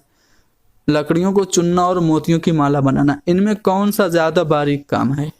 तो देखो मोतियों की माला बनाना ये बारीक काम है, और बारीक काम से ही बच्चे की जो राइटिंग है वो अच्छी होगी, यानी कि हम कह सकते हैं कि ऑप्शन 4 हमारा सही होगा। ठीक है, याद रखिएगा जो लिखना होता है वो फाइन मोटर स्किल के तहत आता है, जिसको उर्दू में उम्दा हर की महारत, उम्दा हर की महारत या फिर लतीफ़ हर की महारत के नाम से पूछा जाता है। तो अगर पूछे कि लिखना किसकी मिसाल है तो लतीफ़ हर की महारत या फिर उम्दा हर की महारत की है। अगले सवाल पे चलते हैं। अगला सवाल क्या है कि ज़बान की किताब में तस्वीरी वजाहत के हवाले से सबसे अहम कौन है? ये जो लैंग्वेज की बुक होती है उसमें फ़ोटोज़ से एक्सप्लेनेशन होता है। ठीक है, फ़ोटोज़ उसमें दी गई होती हैं बच्चों को समझाने के लिए। तो इससे रिलेटेड यहाँ पे 4 स्टेटमेंट्स हैं। कौन सा स्टेटमेंट सबसे अहम है? तस्वीरी वजाहत ज़बान को गैर मानूस और यादगार सियाक में, यानी कि जो अननोन चीज़ें हैं और जो बच्चों की याद की गई जो कंटेक्स्ट हैं उसमें पेश करने में ये हेल्पफुल होता है। या फिर तस्वीरी वजाहत बच्चे अपने इर्द गिर्द महसूस करते और सुनते हैं और इससे मेल पैदा करने में ये माविन होती है। या फिर बच्चों की बसरी ख्वानदगी को, यानी कि देख के पढ़ने को ये फ़रोग देता है। या फिर उस्ताद और मुसव्विर की जमालियाती और फ़नी हिस्स की पजीराई होती है। तो जो तस्वीरें होती हैं किताबों में उसके लिए सबसे जो अहम स्टेटमेंट है पहला वाला है, यानी कि तस्वीरी वजाहत जो है वो ज़बान को गैर मानूस और यादगार सियाक में पेश करने में मददगार होती है। ऑप्शन 1 हमारा सही होगा। आगे बढ़ते हैं। कहानियाँ ज़बान की आमोजिश में बच्चों की हौसला अफजाई करती हैं। बिल्कुल करती हैं। कहानियाँ जब हम सुनाते हैं तो इससे कहानी बच्चे के एक इकाई के तौर पे काम करती है। बच्चा खुद को ज़बान के साथ कहानी की वजह से शरीक हो जाता है और बच्चे में इमेजिनेशन पावर आती है, कल्पना शक्ति आती है, तख़य्युल आता है। और इसके साथ साथ क्या होता है, कहानियाँ ज़बान की आमोजिश में बच्चों की हौसला अफजाई करती हैं और उनकी डैश मजबूत करती हैं। क्या मजबूत करती हैं? तो अदब की तहसीन, यानी जो लिटरेचर है उसका जो पसंद करना है ये भी कहानियों से बच्चों में आती है। वो लिटरेचर की तरफ रागिब होते हैं, पसंद करने लगते हैं। तो ये पॉइंट आपको याद रखना है। आगे बढ़ते हैं अगले सवाल पे। अगले सवाल में ये कहा जा रहा है कि ये किसने कहा था कि बच्चों में हयातियाती तौर पर ज़बान के सीखने की सलाहियत वदियत होती है। मैंने कई बार ये बात बताई कि बच्चों में भाषा सीखने की क्षमता जन्मजात होती है। ये कथन किसका है? नोम चॉम्स्की का। इन्होंने LAD का कंसेप्ट दिया, लैंग्वेज एक्विजिशन डिवाइस, और इन्होंने बताया कि बच्चे के मन में, दिमाग में एक ऐसा सॉफ्टवेयर होता है जिससे वो फितरी तौर से ज़बान को सीखता है। उसी बात को यहाँ पे मुश्किल अंदाज में पेश किया है। ठीक है, क्या कह रहा है फिर से देखेंगे। ये किसने कहा था कि बच्चों में हयातियाती तौर पर ज़बान सीखने की सलाहियत वदियत होती है और जिस्म के हयातियाती फ़रोग के साथ ज़बान का फ़रोग होता है। यानी कि जैसे जैसे बच्चा बढ़ता है वैसे वैसे उसका लैंग्वेज डेवलपमेंट और स्ट्रांग होता है। तो ये बात नोम चॉम्स्की की है। नोम चॉम्स्की ने कहा कि बच्चों में भाषा सीखने की क्षमता जन्मजात होती है। अगले सवाल में ये पूछा जा रहा है कि मुअस्सिर अंदाज में कवायद की तदरीस के हवाले से कौन दुरुस्त नहीं है। ठीक है, कौन दुरुस्त नहीं है ये आपको चेक करना है। पहला है कि मुनासिब तरसीली अंदाज में कवायदी उसूलों को पेश करना। दूसरा है सियाक में कवायद के मौजू यानी कि मुनासिब उसूलों की वजाहत करना, एक्सप्लेनेशन करना। तीसरा है असल ज़िंदगी जैसे तरसील में कवायदी उसूलों की मश्क करना। और चौथा है कि मश्क के ज़रिए उसूलों को याद करके कवायद की आमोजिश। तो यहाँ पे रटने की बात चौथे वाले ऑप्शन में है जो कि निगेटिव है, यानी कि ऑप्शन नंबर 4 हमारा सही होगा। यानी कि मुअस्सिर अंदाज में कवायद की तदरीस के हवाले से मश्क के ज़रिए उसूलों को याद करना ये कवायद की आमोजिश के लिए दुरुस्त नहीं है। कवायद की आमोजिश के लिए कौन सा तरीका, कौन सा मेथड सबसे ज़्यादा इफ़ेक्टिव और हेल्पफुल होता है, तो वह है इंडक्टिव मेथड। ठीक है, इंडक्टिव मेथड को हम उर्दू में इस्तिक़राई तरीका कहते हैं।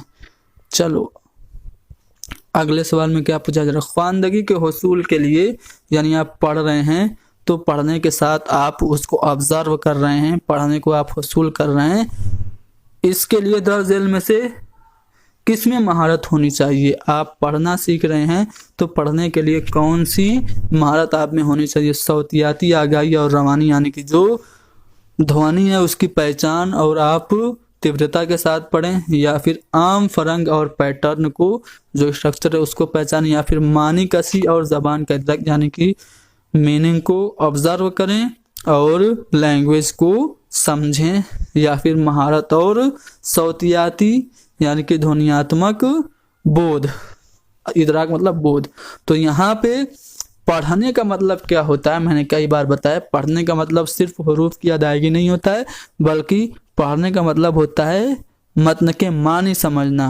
यानी ख्वानदगी के उसूल की जो चीज़ ज़रूरी है वो क्या है, मानी कशी और ज़बान का यानी कि भाषा को समझना। तो यहाँ पे ऑप्शन नंबर 3 हमारा सही होगा। अगला सवाल कि ज़बान के आमोज़ी अमल को यानी कि लैंग्वेज लर्निंग प्रोसेस को इफ़ेक्टिव बनाने के लिए, बेहतर बनाने के लिए टेक्नोलॉजी का इस्तेमाल तालीम में क्या कहलाता है, तो उसको हम ICT कहते हैं, इंफॉर्मेशन एंड कम्युनिकेशन टेक्नोलॉजी। ठीक है, यहाँ पे ITC लिखा है, इसको मिसप्रिंट है, ICT होगा। ठीक है, इंफॉर्मेशन एंड कम्युनिकेशन टेक्नोलॉजी। ठीक है, इससे ज़बान के आमोज़ी अमल में बेहतरी आती है। चलिए आगे बढ़ते हैं अगले सवाल पे। बच्चों की आमोज़िश के अंदाज़े कद्र में मुस्तमिल स्कोरिंग गाइड को क्या कहा जाता है, तो इसको हम रूब्रिक्स कहते हैं। जो बच्चों की लर्निंग के इवेल्युएशन में यूज़ होती है स्कोरिंग गाइड, उसको रूब्रिक्स कहते हैं। आखिरी सवाल आपके सामने है, ग्रामर ट्रांसलेशन मेथड का सबसे ज़्यादा इसरार किस पर होता है। जो ग्रामर ट्रांसलेशन मेथड है वो किस पे जोर देता है, तो ये सेहत पर यानी कि एक्यूरेसी पे यानी कि शुद्धता पे जोर देता है। यानी ऑप्शन नंबर 1 हमारा सही होगा।